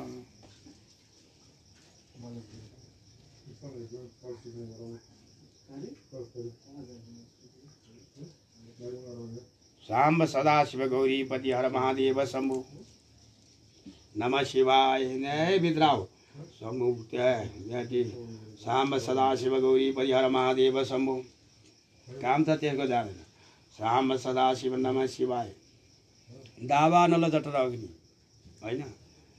औद्रेय कृमि कीटाणी कुलमा सालमा नीली किटक्रे। अर्थ अनेक किसिमका किराहरूले टोकेको पनि उसले अनुभव गर्छ। गर्भे दुर्गन्ध भूयसे जठराग्नि प्रदीप्यते दुःखम मयाप्तम एक तस्याप्तिक निहे कुम्भपाकजम। साम्ब सदाशिव रे डिस्टर्ब भयो रे म हल्ला नगरे। साम्ब सदाशिव गौरी हर महादेव शम्भु। अर्थ मलाई गर्भमा भएको अति दुर्गन्ध र जठरा अग्निको दुर्गन्ध भन्नाले हाम्रो शरीरमा कसरी किरा हुन्छ त महाराज, कसरी किराले पनि टोक्छ त भन्ने सिलसिलामा हेर्नुहोस्। हाम्रो शरीरमा घाउ काट्यो या धोएन पखालेन भने पाक्छ र किरा पर्छ। अब त्यस कारणले हाम्रो शरीरमा अनेक अनेक किसिमका जुका किर्ण कीटाणुहरू पनि छन्। त्यो कीटाणुहरूले नरम छालामा कुटकुट्याएर टोक्छ। जहाँ सास चल्छ त्यहाँ सबै झिँगाले पनि दुखा दिन्छ, जुम्राले पनि टोक्छ। जब प्राणवायु सास छुट्छ तब झिँगाले र जुम्राले पनि छोड्छ है। त्यस्तै गर्भमा अनेक प्रकारको दुःख उसले त्यो अनुभव गरिरहेको हुन्छ। एकातिर जठरा अग्निको गर्मी, अर्कोतिर किराको टोकाइ तथा गर्भाशयको दुर्गन्ध यी सबैको पीडालाई त्यो बालकले कुम्भी पाकक नरकको भन्दा पनि दुःख भएको अनुभव गर्दछ, जसबाट मुक्त हुने कुनै उपाय छैन। ऊ आफैले मात्र यो वेदनाको अनुभव गर्दछ र त कसैलाई बताउनै कहिले पनि सक्दैन। बाहिर आएर पनि मलाई यस्तो भएको थियो भनेर बताउन सक्दैन। यसैले पुया श्रुक्रिले सोमा एसेप्तिमा मानन्तरो सिप्तम च एध्रये भवति अशुचौ कुम्भी पावश्चे तप्त प्राप्त गर्भसायना। अर्थ गर्भाशयमा बस्दा अथवा पिपर रगत खकाएर लगायतका अमङ्गल पदार्थ मात्र पिउनु पर्ने हुन्छ। बान्ता खानुपर्छ। त्यो अशुद्ध पदार्थ मलमूत्रमा बस्नुपर्ने भएकोले गर्भमा रहेको प्राणी हिरो जस्तै लुटपुट भएर बसेको हुन्छ। मलमूत्रको कुण्डाको छेउमै गर्भाशय कुण्ड छ कि ठुलो हुँदै गएपछि त्यो मलकुण्ड या अरू कुण्डहरू स्याङ्गो हुँदै ऊ ठुलो भएपछि सबै पीडाहरू उसले हुन्छ। जसरी फोहोर मैलामा वा दुर्गन्धमा बस्ने किरो हुन्छ त्यसै गरी गर्भमा रहेको शिशु पनि पिप मलमूत्र रगती कफो लगायतका दुर्गन्ध सम्पन्न पदार्थको आश्रय लिएर रहेर भएकाले ऊ असाध्यै पीडित हुन्छ। अझ हामीलाई अरूलाई भन्दा पनि यो जुन हस्पिटलमा हुनुहुन्छ नर्सहरूलाई यो गर्भ पैदा गराउने तिनीहरूलाई थाहा हुन्छ के आउँछ के आउँदैन के हुँदो रहेछ। गर्भाशय समारोहम दुःखा आद्रिक मया पितद नाति तेसम एमा दुःखम निशेषम नरके सुता। अर्थ मैले गर्भाशयमा जुन दुःख पाएको छु त्यस प्रकारको दुःख सबै नरकमा बस्दा पनि प्राप्त भएन। त्यो अनुभव त्यसरी गर्छ उसले। एवं स्मरण पुराम प्राप्त नाना जाति यातना मोक्षेयायमपि ध्यानव तत्तेभ्यः तत्परम हरिहरि। यसरी त्यो शिशु यसभन्दा पहिले आएका अनेकौं प्रकारका यातनाहरू सम्झँदै मुक्त हुने उपायका सम्बन्धमा सोध्दै यसैको अभ्यासमा एकाग्रतापूर्वक लागिरहन्छन्। त त्यही अभ्यास अनुसार नै बाहिर निस्केर पनि त्यही लाग्छन्। अष्टमे तत्त्वचुक्तिमे स्यातमो जस्ते च विधि व्रदा भवर्ति शूद्रमा पित्त तरोच निमित्तम जीवितम मतत्म हरिओ। अर्थ 8औं महिनामा छाला र कान प्राप्त हुन्छ। यसै गरी चमक इन्द्रिय शक्ति र तेज तथा धातुको परिमाण स्वरूप हुने हृदयको तेज जुन जीवनको मुख्य कारण हो त्यो प्राप्त 8 महिनामा हुन्छ गर्भभित्र। हरिओम मातरम च पुनर्गर्भम चञ्चलम तत्प्रधावती ततो जातो अष्टमे गर्भो न जावत्यो एजसु अभिजित। अर्थ यसै गरी केही समयसम्म अत्यन्तै चञ्चल हुने भएकोले केही समयसम्म माताको गर्भमा चञ्चलतापूर्वक रहन्छ। त्यसैले ऊ कि तल कि माथि कि दायाँ बायाँ गरिरहन्छ, चञ्चलतापूर्वक बदछ। यसैले 8औं महिनामा जन्मिएको बालक धेरै समयसम्म जीवित रहँदैन, किनकि शक्ति र तेज यसमा पूर्ण भइसकेको हुँदैन। 9 महिना र 10 महिनामा पूर्ण हुनेछ भन्दै किञ्चित् कालमवस्थानं संसारो पिण्डिताङ्गवत् समय सम्प्रवश्यम एष्यान्नमासु एष भवानधिशिशु। अर्थ यसपछि 9औं महिनामा बालक जन्मने समय हुन्छ, तर प्रारब्धका कारणले समयमै पैदा हुनमा व्यवधान उत्पन्न भएको अवस्थामा उसले अरू केही समय अझै गर्भमै बस्नुपर्छ। समय 9 महिना पुगे तापनि उसको व्यवधान भनेको अर्थ के त भन्दा अब उसको तिथि मिथि बाहिर निस्किनको लागि कति समयमा निकाल्ने तिथिहरू निकाल्न अब गर्भबाट छुट्छ नि ऊ त होइन। अब भित्र गन्नेको व्यक्ति बाहिर अब निस्किन्छ नि अब होइन। त्यस कारणले उसको मिति निकाल्नको लागि समय लाग्छ र व्यवधानहरू उत्पन्न भएर ऊ रोकिन्छ। हरि ओम। मातुरस्रवाहं ये नाडी माश्रित्यान्न भवातरितः नाभि साथ नाडीं गर्भस्यां मात्राहारसमसावा तेन जीवन्ति गर्भो अपि मात्राहारेण पोषितः। अर्थ माताको एउटा रक्तवाहिनी नाडी नाभि चक्रको एउटा नाडीसँग जोडिएको हुन्छ। त्यसैद्वारा आमाले खाएको अन्न गर्भमा पुग्दछ। यसरी त्यो गर्भ आमाले खाएको खानेकुराबाट पुष्टि हुँदै यसैद्वारा जीवित रहन्छ। जब अब यो मलमूत्रमा डुबे तापनि उसले आमाले खाएको अन्न रसद्वाराहरू नै उसको नाभिको एउटा सृष्टि चक्रद्वारा नै उसको शरीरमा नाभि नै जोडिएको र पुगेको हुन्छ। स्थियन्त्रो विनष्टिं पतितं कुक्षिवक्मतां मेदो न श्रीदोग्धवाङ्गो जरायुज पृष्ठ एवृत। जरायुज शरीर अब पुष्ट, अब 10 महिनाभित्र पुष्टि भयो रे भगवान् भन्नुहुन्छ। जरायुज गर्भबाट पैदा हुने, अब तिमी पुष्ट भयो। यसका समग्र अङ्ग योनि चक्रका हड्डीहरूसँग टाँसिएर पीडित भएका हुन्छन्। यसैले यो सबैभन्दा पहिले पेटबाट निस्किएर योनिको माध्यमद्वारा बाहिर आउँछ। यस समयमा उसको शरीर बोसो र रगतले लतपत भएर जालोद्वारा ढाकिएको हुन्छ, अर्थात् ढाकिएर रहन्छ। जब जरायुज शरीर बाहिर उत्पत्ति हुन्छ त यस्तो अवस्थामा उत्पत्ति हुन्छ। निष्क्रमणभृत दुःखात्रो रुद्रन्नुञ्चेर धोमुखम् यत्र देवम् ए विनिर्मुक्तां पतियुक्तां त्वे साधेधि। अर्थात् त्यो बालक दुःखले अत्यन्तै पीडित भएकोले मुख तलतिर पार्दै जब योनि चक्रबाट निस्कन्छ त्यस समयमा उच्च स्वरमा रुन थाल्छ। यसरी गर्भको चक्रबाट निस्किएपछि त्यसले कहिल्यै सुख पाउँदैन, अर्थात् दुःख भोग्नु फेरि पर्दछ। भित्र बस्दा नि त्यत्रो दुःख थियो भने अब त फेरि बल्ल फेरि सुख भयो, दुःखको दिन सुरु भयो। के भन्छ? यसरी यो जीवले गर्भवासमा पनि दुःख नै पाउँदछ र बाहिर आएर पनि हे प्रभु पनि कहिले सुख पाउँदैन राम। यसकारण यो समग्र जीवन सुखमय नभएर दुःख मात्रमय छ। यो जीवन संसारमै दुःखै छ। धन कमाउँछौ, राख्दाखेरि लुट्ला भन्ने दुःख, छैन 1 रुपियाँ फेरि भोकैमा बित्ला कि भन्ने दुःख, यो यानेक दुःखै दुःख होइन। खुसी छौ फेरि पनि दुखी, यो दुःखै दुःख, यहाँ छैन सुख। त्यसैले भनिन्छ सुख छैन यहाँ, शान्ति छैन रति, मन रुन्छ प्रभु अब जाऊँ कहाँ। यसले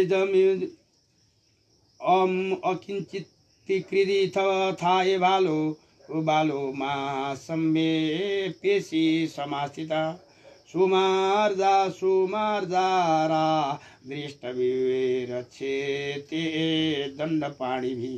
अर्थ जसले जन्म लिएर पनि केही गर्न सक्दैन र मासुको डल्लो जस्तो मात्र भएर रहन्छ, त्यसपछि यसका माता पिताले हातमा लौरो लिएर कुकुर बिराला तथा सिंह जन्तुबाट यसलाई बचाउँछन् या यसको रक्षा गर्दछन्।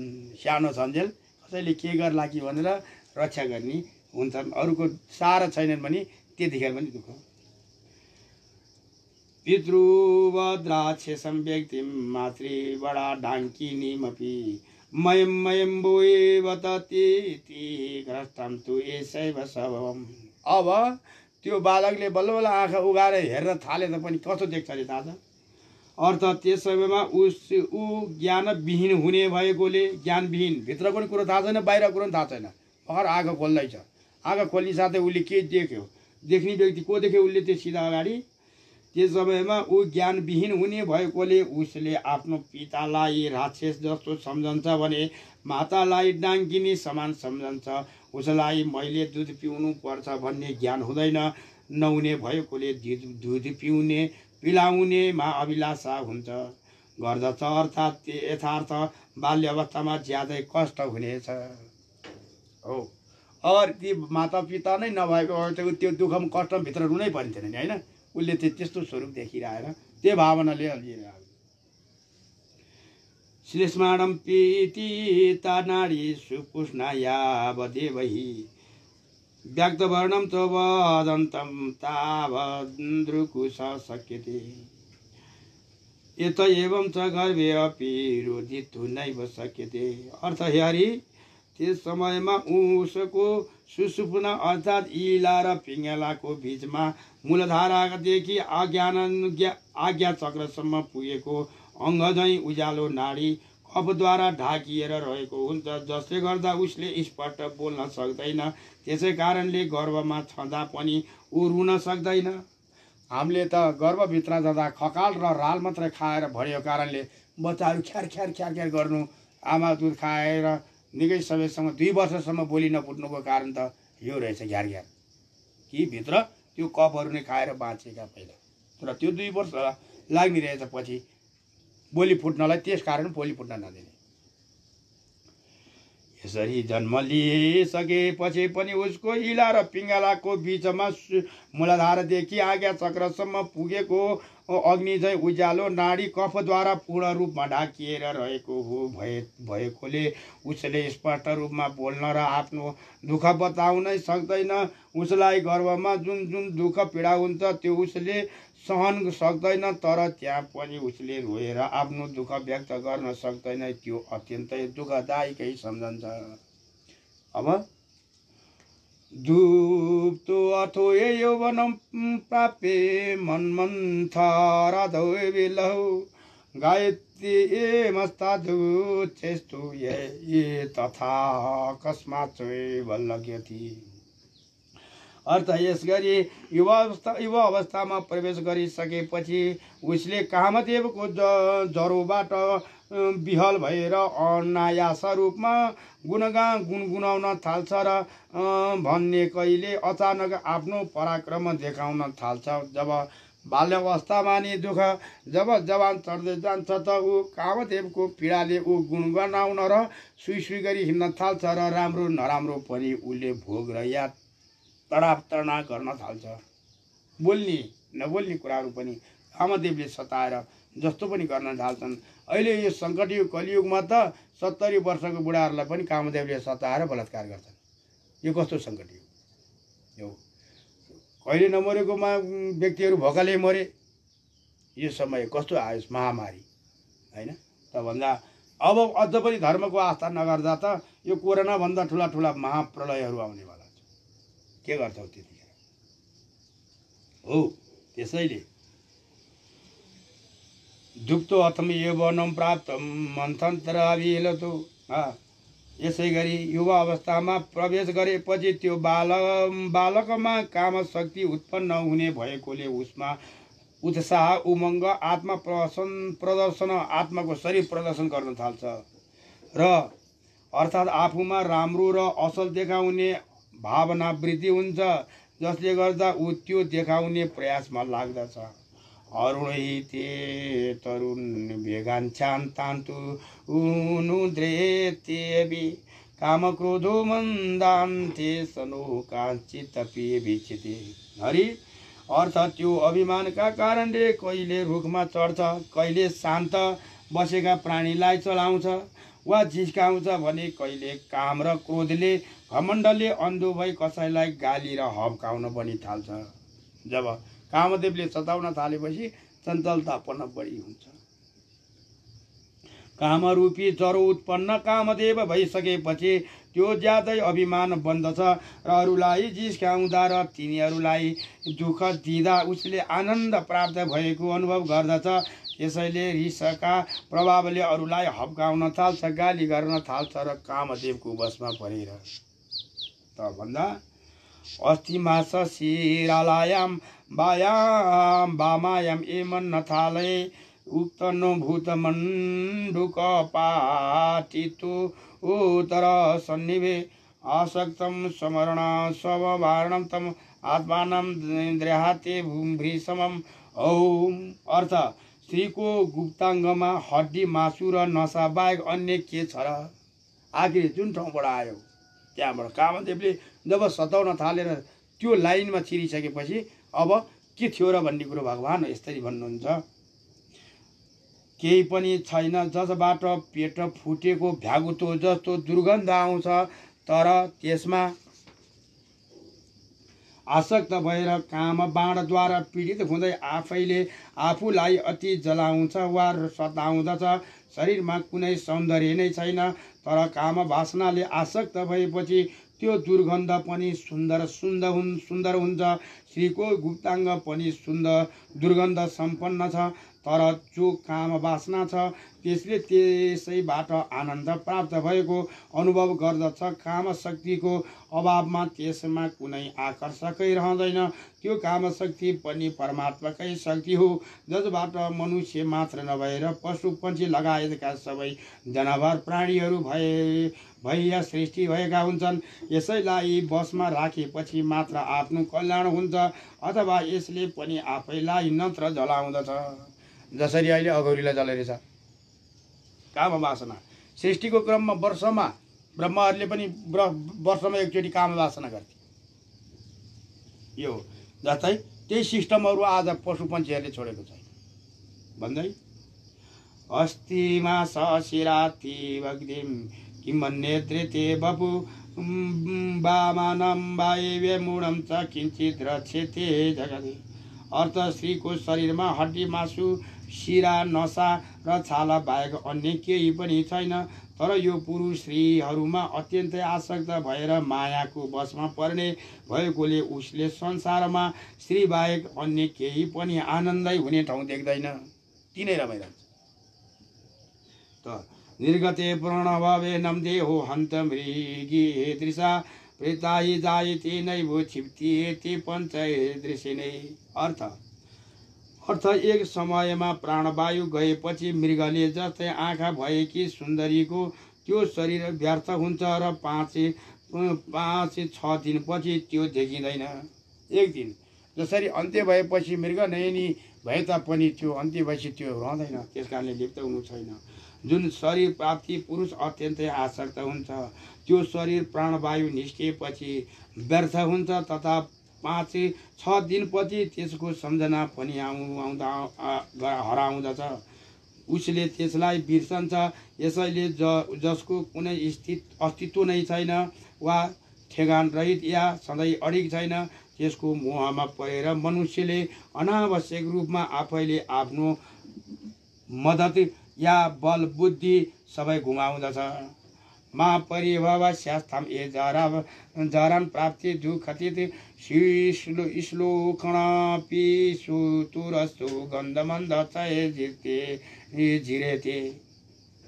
अर्थ युवावस्थामा यस प्रकारको दुःख भोग गरिसकेपछि वृद्धावस्थाकोमा दुःख आरम्भ हुन्छ। त्यसपछि त्यो यथार्थ रूपमा आधारविहीन र वृद्धावस्थामा पुगेर ज्यादै दुःखी हुन्छ। त्यसको हृदय कफले पूर्ण रूपमा ढाकिन्छ र खाएको खानेकुरा पनि पच्दैन। सन्नदन्तो ये मन्त दृष्टि कटुत्यक्त कस्याम एवकम वातभग्न कटो कटिग्रीवम करोरु चरणो वल्लभम। अर्थ यसै अवस्थामा दाँती झर्छ, आँखा कमजोर हुन्छ तथा अनेकौं किसिमका रोग लाग्ने भएकोले अदुवा झैँ पिरो वा रुखो तितो टर्रो लगायतका औषधिहरू सेवन गर्नुपर्छ। वायुद्वारा कम्मर बाङ्गो हुन्छ। यसै गरी कम्मर घाँटी हाते जाँग गोडा निर्बल रूपले गलित हुन्छन्। वृद्धावस्थामा मनुष्यको वृद्धावस्थाको दुःख पनि भोग्नु पर्दछ। यस समयमा निर्बल हुन्छ, बलविहीन। उसलाई अनेकौं किसिमको रोग लाग्दछ। ऊ हिँड्न डुल्न पनि नसक्ने हुन्छ। कदायुतम ए समावेष्टम परित्यक्तम ए स्वाबन्धुभि सो शौचौ मलग्धिङ्दो अलिङ्गतवरोहिणीसित। अर्थ त्यसपछि यसको शरीर अनेकौं रोगद्वारा ग्रसित हुने भएकोले यसलाई आफ्ना बन्धु बान्धवले पनि तिरस्कार गर्दछ। यसै गरी उसको शरीर अहिले हालत बुढाहरूलाई त्यही त भइरहेछ। पवित्रताविहीन मलद्वारा व्याप्त हुने भएकोले नङदेखि टुप्पीसम्म समग्र शरीरमा पीडित मात्रै र दुःखै दुःख हुनेछ।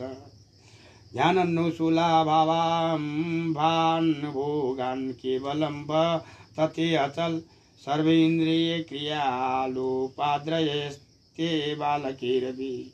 अर्थ यस्तो अवस्थामा पनि उसले परमात्माको ध्यान गर्दैन र भिक्षौना उत्तम भोजन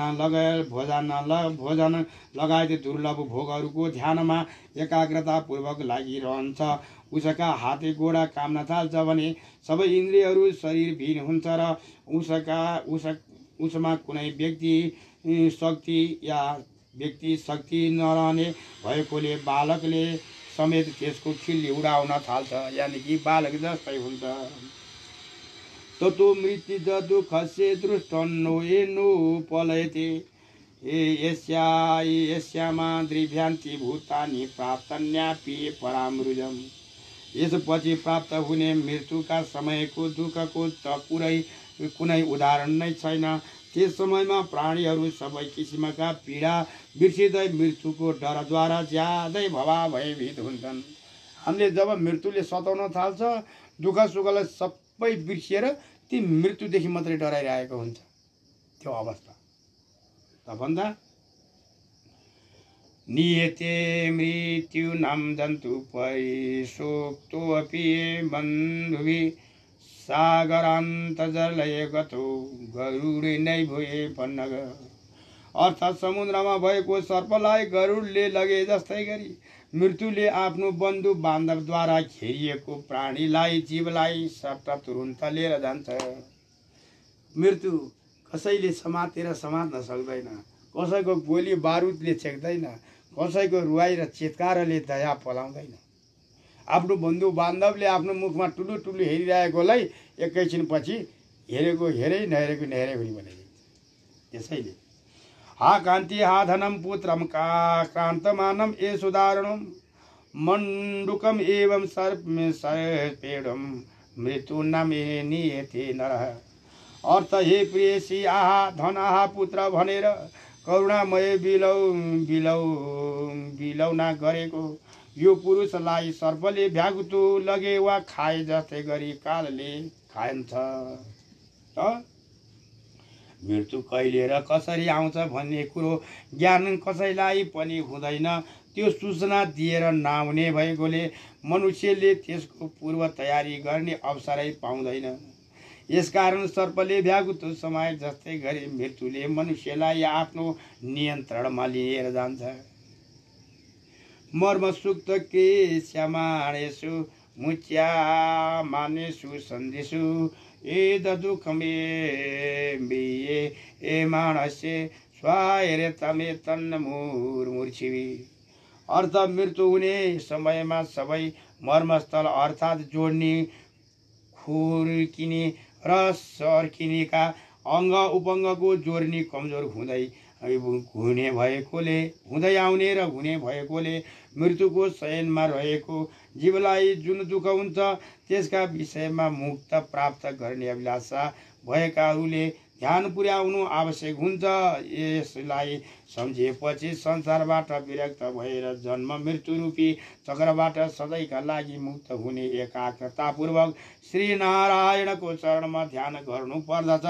जतिखेर मृत्यु अवस्थामा अनेक शरीरहरू हाम्रो नौनारी खिचेर अवलान खोज्छन् त्यतिखेर ओम नमः शिवाय शिवशक्ति स्वरूपाय नादबिन्दु स्वरूपाय सर्वश्रेष्ठाय अर्धनारीश्वर रूपाय शिवशक्ति शरणागतम भन्नुपर्ने हुन्छ भन्दै व्याख्या जुन मनुष्यले यसरी सबै दुःखको अनुभूति गर्दछ त्यसपछि जो फर्किएर यो संसारमा आउन चाहँदैन त्यो मुक्ति प्राप्त गर्ने अभिलाषा भएको पुरुषलाई संसारबाट वैराग्य हुन्छ, जसका प्रभावले उसले एकाग्रतापूर्वक वैराग्य सम्पन्न ज्ञान हासिल गर्न थाल्छ।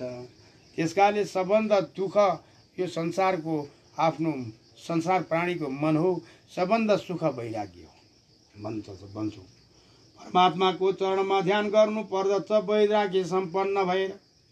दृष्टवाछे माणाये संज्ञके हि मायणम मृत्यु पासेनो भद्रसिम त्रता त्राताम नै पुपलभ्यते।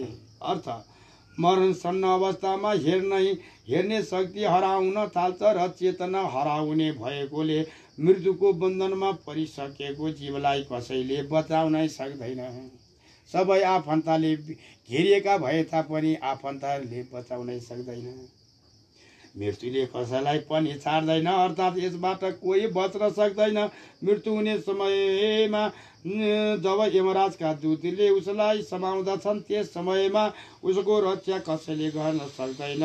उसका भनाउँदा भएका दम्भ अभिमान सबै धराशयहरू हुन्छन् या लज्जित हुन्छन्। आफूद्वारा गरिएको कर्मको मात्र उसलाई सहयोग प्राप्त हुन्छ। आफूले धर्म या कर्म सतवाणी के बोले, सत्कर्म सबको जय र विजय कति बोले, सबैको अनुभूतिले मात्रै उसलाई त्यो बाटोमा पुर्याउँछ जसले गर्दा हरिसँग तारणहारको सम त मृत्यु त कुनै समय कुनै ठाउँमा कहीँ पनि गएर या छोड्नेवाला छैन भन्छु। भविष्य द्रष्टा शिव गौरी बाबा।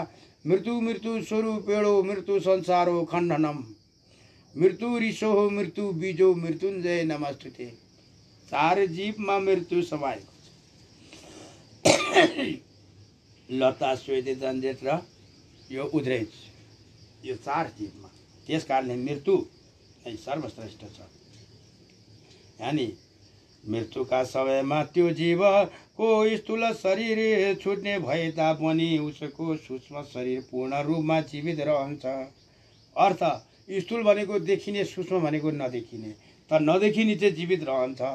त्यसमा त्यसको मन बुद्धि कामना वासना कर्म सूक्ष्म इन्द्रियहरू लगायतका सबै रहन्छन्। कामना वासनाहरू, हामीले के कामना गऱ्यौँ त्यो वासनाहरू त्यो सूक्ष्म शरीरमा रहन्छ, जसका माध्यमद्वारा उसले सबै कुरा देख्छ र अनुभव गर्छ। तर उसको स्थूल शरीरका सबै क्रियाहरू बन्द हुन्छन्। क्रियाको अर्थ सुन्ने, देखिने। क्रिया देखिनेको अर्थ यो कान आँखाहरू, यो चाहिँ केही पनि देख्दैन, मात्र डल्लो पिण्ड आकारको सूक्ष्म हुन्छ, तर उसले सबै सुन्छ। सूक्ष्म शरीर हुन्छ। सूक्ष्म शरीर लिएर उसले नयाँ लोकमा प्रवेश गर्छ। उसलाई त्यहाँ नयाँ वातावरणमा घुलमिल हुन केही समय लाग्छ। जबसम्म यो पुरानो जीवनको श्रवण रहन्छ त्यस समयमा त्यो दुखी रहन्छ। केही समयपछि कुनै दुःखै नै रहँदैन। किम करोमि कम गच्छामि किम गृहामि त्याज्यामि किमम् इति कर्तव्यः मूढं कृत्य देहार्त्या न सूजन हरि। हे प्रभु,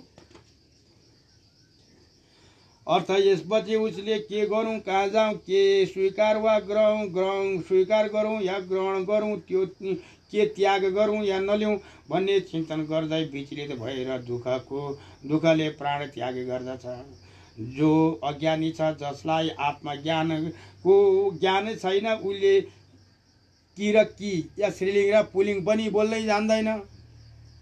त्यही त्रिविधा पर्ने भएकोले ऊ कहिले बोल्ने कहिले नबोल्ने हुन्छ। यो संसारबाट त गइरहेको छ। अब अगाडि मेरो अवस्था कस्तो हुन्छ भन्ने कुरामा अनिविज्ञ हुँदा दुखी हुनेछन्, यानि कि यस्तै दुःखका सम्प्रदायमा घुम्नेछन्। अगाडि कहाँ जाने, जसले गर्दा उसमा अब म के गरौँ, कहाँ जाउँ भन्ने त्रिविधा हुन्छ। तर जो ज्ञानी छ, जसलाई परलोकको जीवका विषयमा ज्ञान छ, त्यो यो दुःखमय संसार परित्याग गर्दा आनन्दित हुन्छ। जसरी यो भौतिक जीवनभन्दा परलोकको जीवन धेरै आनन्ददायक हुन्छ। जसको ज्ञान नभएकोले मात्र दुःखको अनुभूति गर्दछ।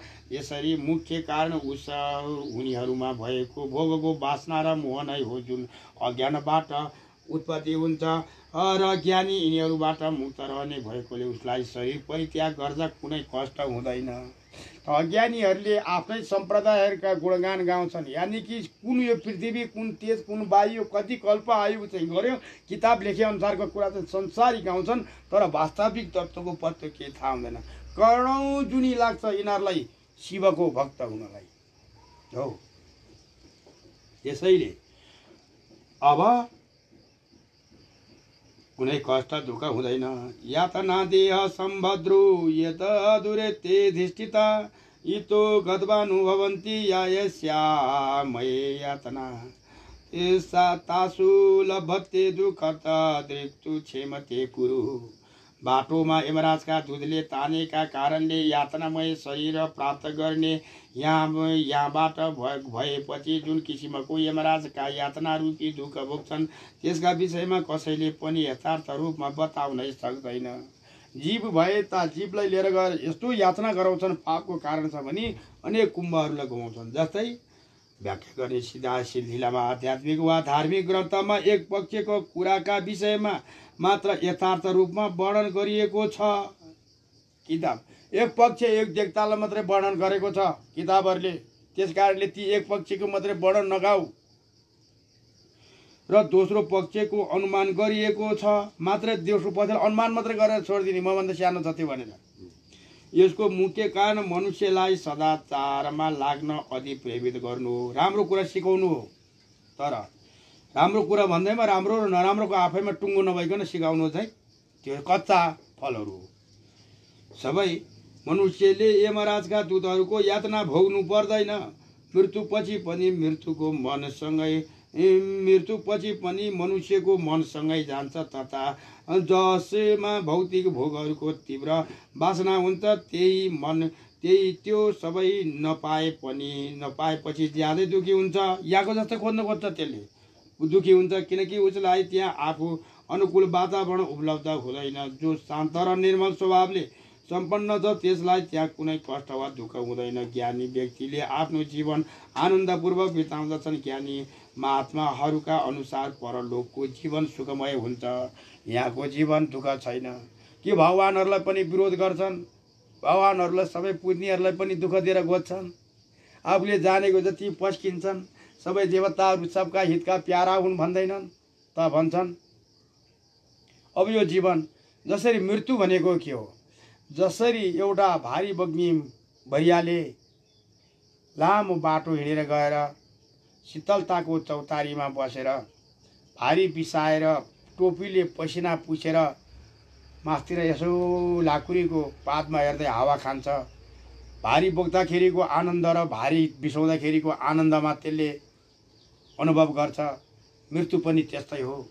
हाम्रो जीवन असह्य सङ्कटै सङ्कट, असङ्गै दुःखै दुःख र अशान्तिले बेरिएको शरीर एक दिन मृत्यु शय्यामा जब पुग्छ, पटुवाले भारी बिसाए झै हल्का हुनेछ र मृत्यु आनन्दपूर्वक हो।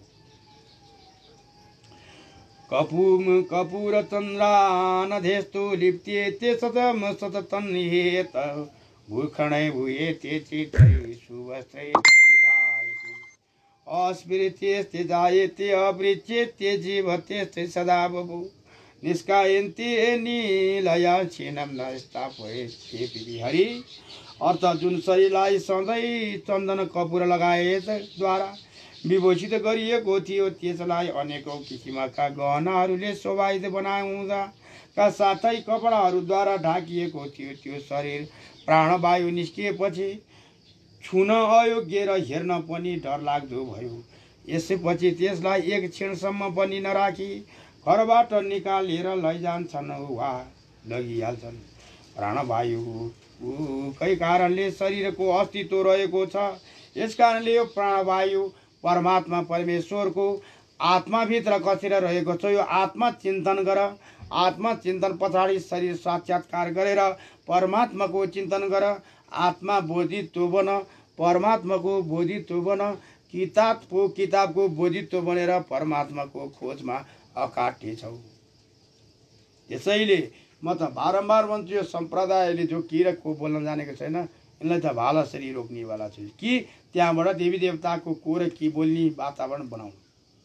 यिनलाई यस्ता अज्ञानीहरूलाई बारम्बार हामीले गोत्नुपर्छ कि श्रीलिङ र पुलिङ बोल्न जानेको छैनन् भने यिनले कसका जय गाउन हिँडेको हुन् त भन्दा व्यापार, धर्मको व्यापार, गाई पालेर व्यापार, मन्दिर पुछेर व्यापार, हैन, अरूले बालिदिएकोमा अरूले बनाइदिएको मन्दिरमा गएर व्यापार, यो यावत व्यापार, धर्म व्यापारीहरू यिनीहरू। हरि ओम। जब हरि तहराते च ततो काष्ठेस्तभद्रश्मि क्रियते क्षणात् भक्षेते वा शृङ्गाचे गिर्धरको कुरो बायसे पुनर्नो दृश्यते स्वपि जन्मकोटि सतैरपि। हरि त्यसपछि त्यो शरीरबाट दाउराको चाङमा राखी जलाएर केही क्षणमा नै खरानी बनाइदिन्छन् अथवा त्यसलाई स्याल, गिद्ध, कुकुर, काग लगायतले खान्छन्। त्यसपछि त्यो सधैँका लागि अदृश्य भयो या अब कहिले देखिनेवाला छैन। जसरी पञ्चभौतिक शरीर यो रज र बीजबाट उत्पत्ति भएर 1 2 3 4 5 6 7 8 9 महिना लाग्यो। त्यो भित्र पनि आफूले दुःख र सुखको भोग भोगात्नाहरू भोग्दै आयो। बाहिर आए पनि बाल्यकालमा पालेर पर्वतको सारामा रह्यो, कसैको औँलीमा हिँड्यो। जब जवानीमा कामदेवले सतायो त वृद्ध अवस्थामा फेरि त्यही दुःखले फेरि मृद्ध अवस्थामा पनि यही हालत भयो। अब जब यो भौतिक शरीरबाट प्राणवायु निस्किन्छ अथवा यसको मृत्यु हुन्छ त्यसपछि उसलाई जलाएर यसको अस्तित्व गङ्गा लगायतमा पवित्र नदीहरूमा बगाइदिन्छन् र यो अब सधैँको लागि अदृश्य भयो भन्दै माता पिता गुरुजनो सुजनो ममेते मायु पवे जगते कस्यव वेत्ति प्रतिज्ञा एको एतो प्रजते कर्मपुर सर्वस्य विश्राम वृक्षे सदृश खलु जीवलोकम।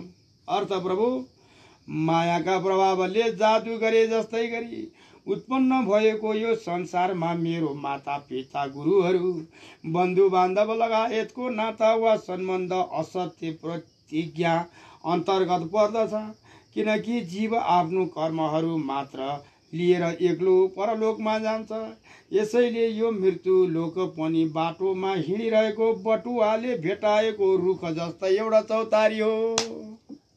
त्यसकारण हामीले यो मृत्यु लोकमा बसेर लगाएको मायाको प्रभाव मेरो माता पिता गुरुहरू बन्धु बान्धव लगायतका नाता वा सम्बन्ध असत्य प्रमाणित हुन्छ कि हामी जन्मिँदा कुनै गुरु बोकेर आएको थिएनौँ, कुनै माता पितालाई हामी नमन गर्ने थिएनौँ। हामी समय नै गुरुको साक्षी नै गर्भभित्र नै पुकार गर्दै आए। त्यसैले बाहिर आएर संसार देखाउने माता पिता गुरु र समय गुरु बाहेक अरू त सबै फोस्रा गुरु, को र की पनि बोल्न नजान्ने फोस्रा गुरु। त गुरु नै मान्नु पर्यो ज्ञानी यतिहरू भनी दत्तात्रेयले जस्तो अबोध प्राणीलाई गुरु मान्नु। अबोधको अर्थ के? नबोल्नेले धेरै काम गर्छ। बरको वृक्ष, रुद्राक्षको वृक्ष, चन्दनको वृक्ष, कुकुर, गाई, अजिङ्गर, सिंह, पत्थर यिनीहरूसँग गुरु राख्नु र जसले वेदको बाटोको सत्य र असत्य सिधा देखाउँछ उसलाई दीक्षा गुरुमा। यसैले यो समग्र जगत परमात्माका मायाले खेलेको खेल हो।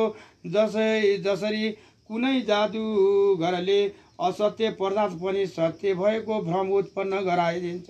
जस्तै जादुगरीहरूले हेर्नुहोस् न, उहाँ त्यो सहरतिर बच्चाहरूलाई डोलीमा त्यो कपडाले छोपेर छुरी हान्छ, आखिर फेरि पछि बच्चा मान्छे जिम्दै उस्तै निकाल्छ। यो संसार पनि यस्तै टुना देखाए, जादु देखाए जस्तो। जगत सत्य देखिएको हो, जसलाई मनुष्यले अज्ञान बसे सत्य मान्दछ र ऊ यसमै अति आसक्त हुन्छ। यो भ्रम हटाउने उपाय आत्मज्ञान मात्र हो। भागवती ज्ञानले हुँदैन, भागवतले आत्मज्ञान दिँदैन। भागवतमा भक्ति र ज्ञान योभन्दा अर्को ठाउँै छैन। त्यस भएर भागवती प्रेमीहरू भक्ति र ज्ञानभन्दा अर्को छैनन्। वैराग्य सधैँ छैन, आत्मज्ञान त सधैँ छैन हो। आत्मज्ञान भागवत भित्र छ। श्रीकृष्ण परमात्मा परम साक्षात् परब्रह्म परमात्मा आफै हुनुहुन्छ, तर सम्प्रदायहरूले उत्खनन त्यहाँसम्म पुग्न सकेनन्।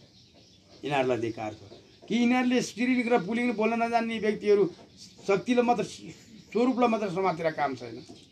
त्यस कारणले यी माता पिता गुरुहरू आफन्त लगायतका सबै सम्बन्ध अस्थायी हुन्।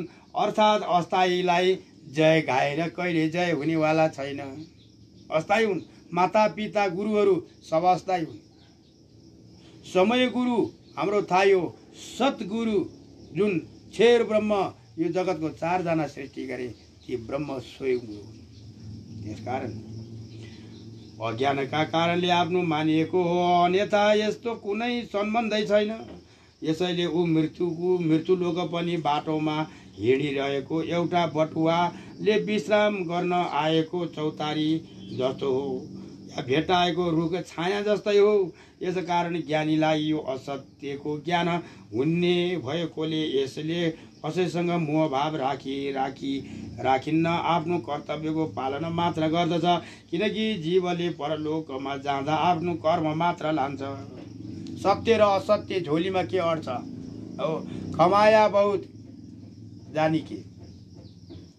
सायं साय वृक्षं समेतां प्रात प्रसत्येनो तेनो ये प्रयन्तित त्वा त्याग्वा मान्यवस्नं चन्त वृक्षं विहाराङ्गो यद्रक्त ज्ञात योग्यता त्रचौ। अर्थात् जसरी चराचर साँझको समयमा आएर रुखमाहरू गुड लगाएर बस्छन्, जस्तै चराचुरुङ्गीहरू साँझमा आएर रुखमा गुड लगाएर बस्छन् र उज्यालोको अवस्था बिहान भएपछि एकाएक छाडेर आफ्ना आफ्ना इच्छा अनुसारको ठाउँमा जान्छन्।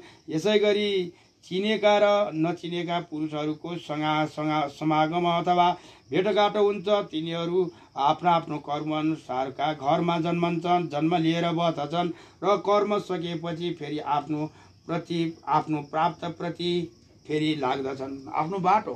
जसरी हामी यहाँ एउटा चराहरूले वर्षा आएपछि गुड लगाउँछन् र आफ्नो बचेराहरू बनाउँछन्, उज्यालो भएपछि फेरि या बचेराहरूको आयु या उडाएपछि छोडेर दिन्छन्, त्यसरी नै हामीले छोडेर जाने। तर छोड्ने के लिन के आयौँ, छोड्ने के जाने का।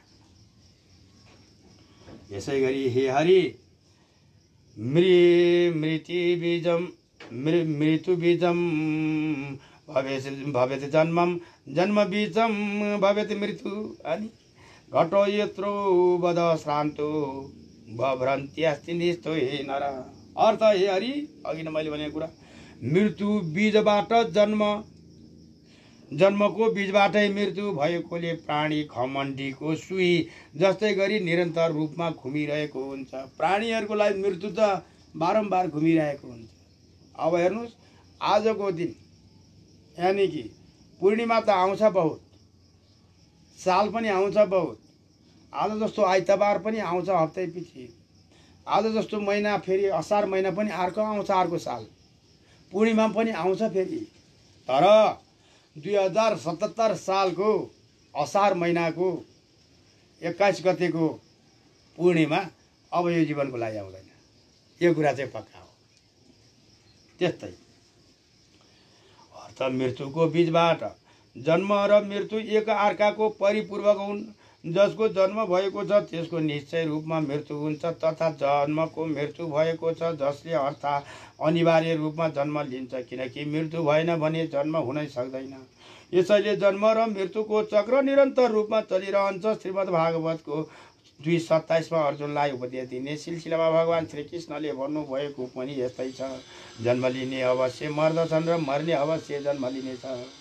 उत्पत्ति पनि सुनिश्चित छ। यसकारण नभई नछाड्ने अब अपरिहार्य कुरा माथि तिमीले शोक गर्नु अयोग्य छ। यस पटक जन्म जो यसरी पटक पटक जन्म लिएर नै जीवनको आफ्नो उन्नति गर्ने भएकोले अन्तमा त्यो परमार्थ समाहित हुन्छ। जसरी अनेक अनेक कौडी कौडी गरेर हामी लाखौँ करोडौँ बटुल्छौँ, त्यसरी नै जन्म जन्ममा अनेकौँ सत्कर्मद्वारा या सत्पुण्यद्वारा सञ्चित भएपछि हाम्रो मानव देह अनि मात्र मुक्त हुनेछ भन्दै गर्भे पुष शुक्रपाताधकुध दुक्तम ए मरणाविधि तदे तस्यम ए महावधेर्मर्त्यो नान्यो अस्ति भेगजम। हरि अर्थ हे श्रीराम, गर्भमा वीर्य स्थापित भएपछि यस प्रकारका प्राणीको जन्म र मृत्यु हुन्छ। यो महारोग हो, किनकि जन्म र मृत्यु दुवैमा अत्याधिक दुःख हुन्छ। यो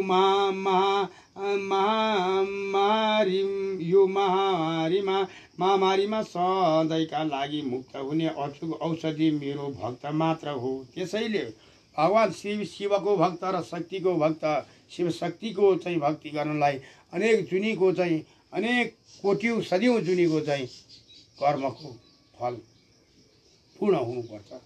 त्यसै गरी भन्छन् परमात्मालाई प्राप्त गरेपछि मात्र यो जन्म मृत्यु रूपी महारोगबाट, जन्म र मृत्यु रूपी भन्दा यसलाई महारोग भन्दो रहेछन्। किन जन्म मृत्यु हुनु नै दुःख पाउनु हो, दुःख नै लगाइरहेको माया फेरि छुट्नु पनि दुःख हो, र दुःख भइरहेको ठाउँमा फेरि सुख पाउनु नै अर्को दुःख हो। त्यसैले मुक्त हुन सकिन्छ। यसैले जीवनको अन्तिम लक्ष्य परमात्मालाई प्राप्त गर्ने हुनुपर्छ। यही उसको जीवन यात्राको समाप्ति वा अन्तिम बिन्दु हो। जबसम्म प्राणी आफ्नो मनुष्य देह प्राप्त गर्न सक्दैन त्यस समयसम्म उसले यो चक्रमा घुमिरहनु पर्छ। यसरी सती श्रीमणी माता श्री चोलकुमार तथा साहित्य श्रीमणी पिता श्री लोकमणि तारक मातृ पुत्र खाद्य नगरपालिका माथिल्लो पाण्डव सभा जिल्ला नारायण शर्माद्वारा परब्रह्म परमात्माको असीम अनुकम्प अधिप्रेरित अमोघ आशीर्वादद्वारा सरल नेपाली भाषा अनुभूति पद्म पुराण अन्तर्गतको शिवगीता नाम पिण्डको उत्पत्ति वर्णन विषय 8औं अध्याय पूर्ण भयो। ओम नमः शिवाय शिवाय सततम नमो नमः। गुरुर्ब्रह्मा गुरुर्विष्णु गुरुदेवो महेश्वर गुरुर्साक्षात् परम ब्रह्म तस्मै श्री गुरुभ्यो नमो नमः। साक्षात् परब्रह्म गुरुदेवको जय भन्दै आज गुरु पूर्णिमा, आज शङ्खध्वनि सहितको चाहिँ अब विसर्जन गरिनु पर्यो।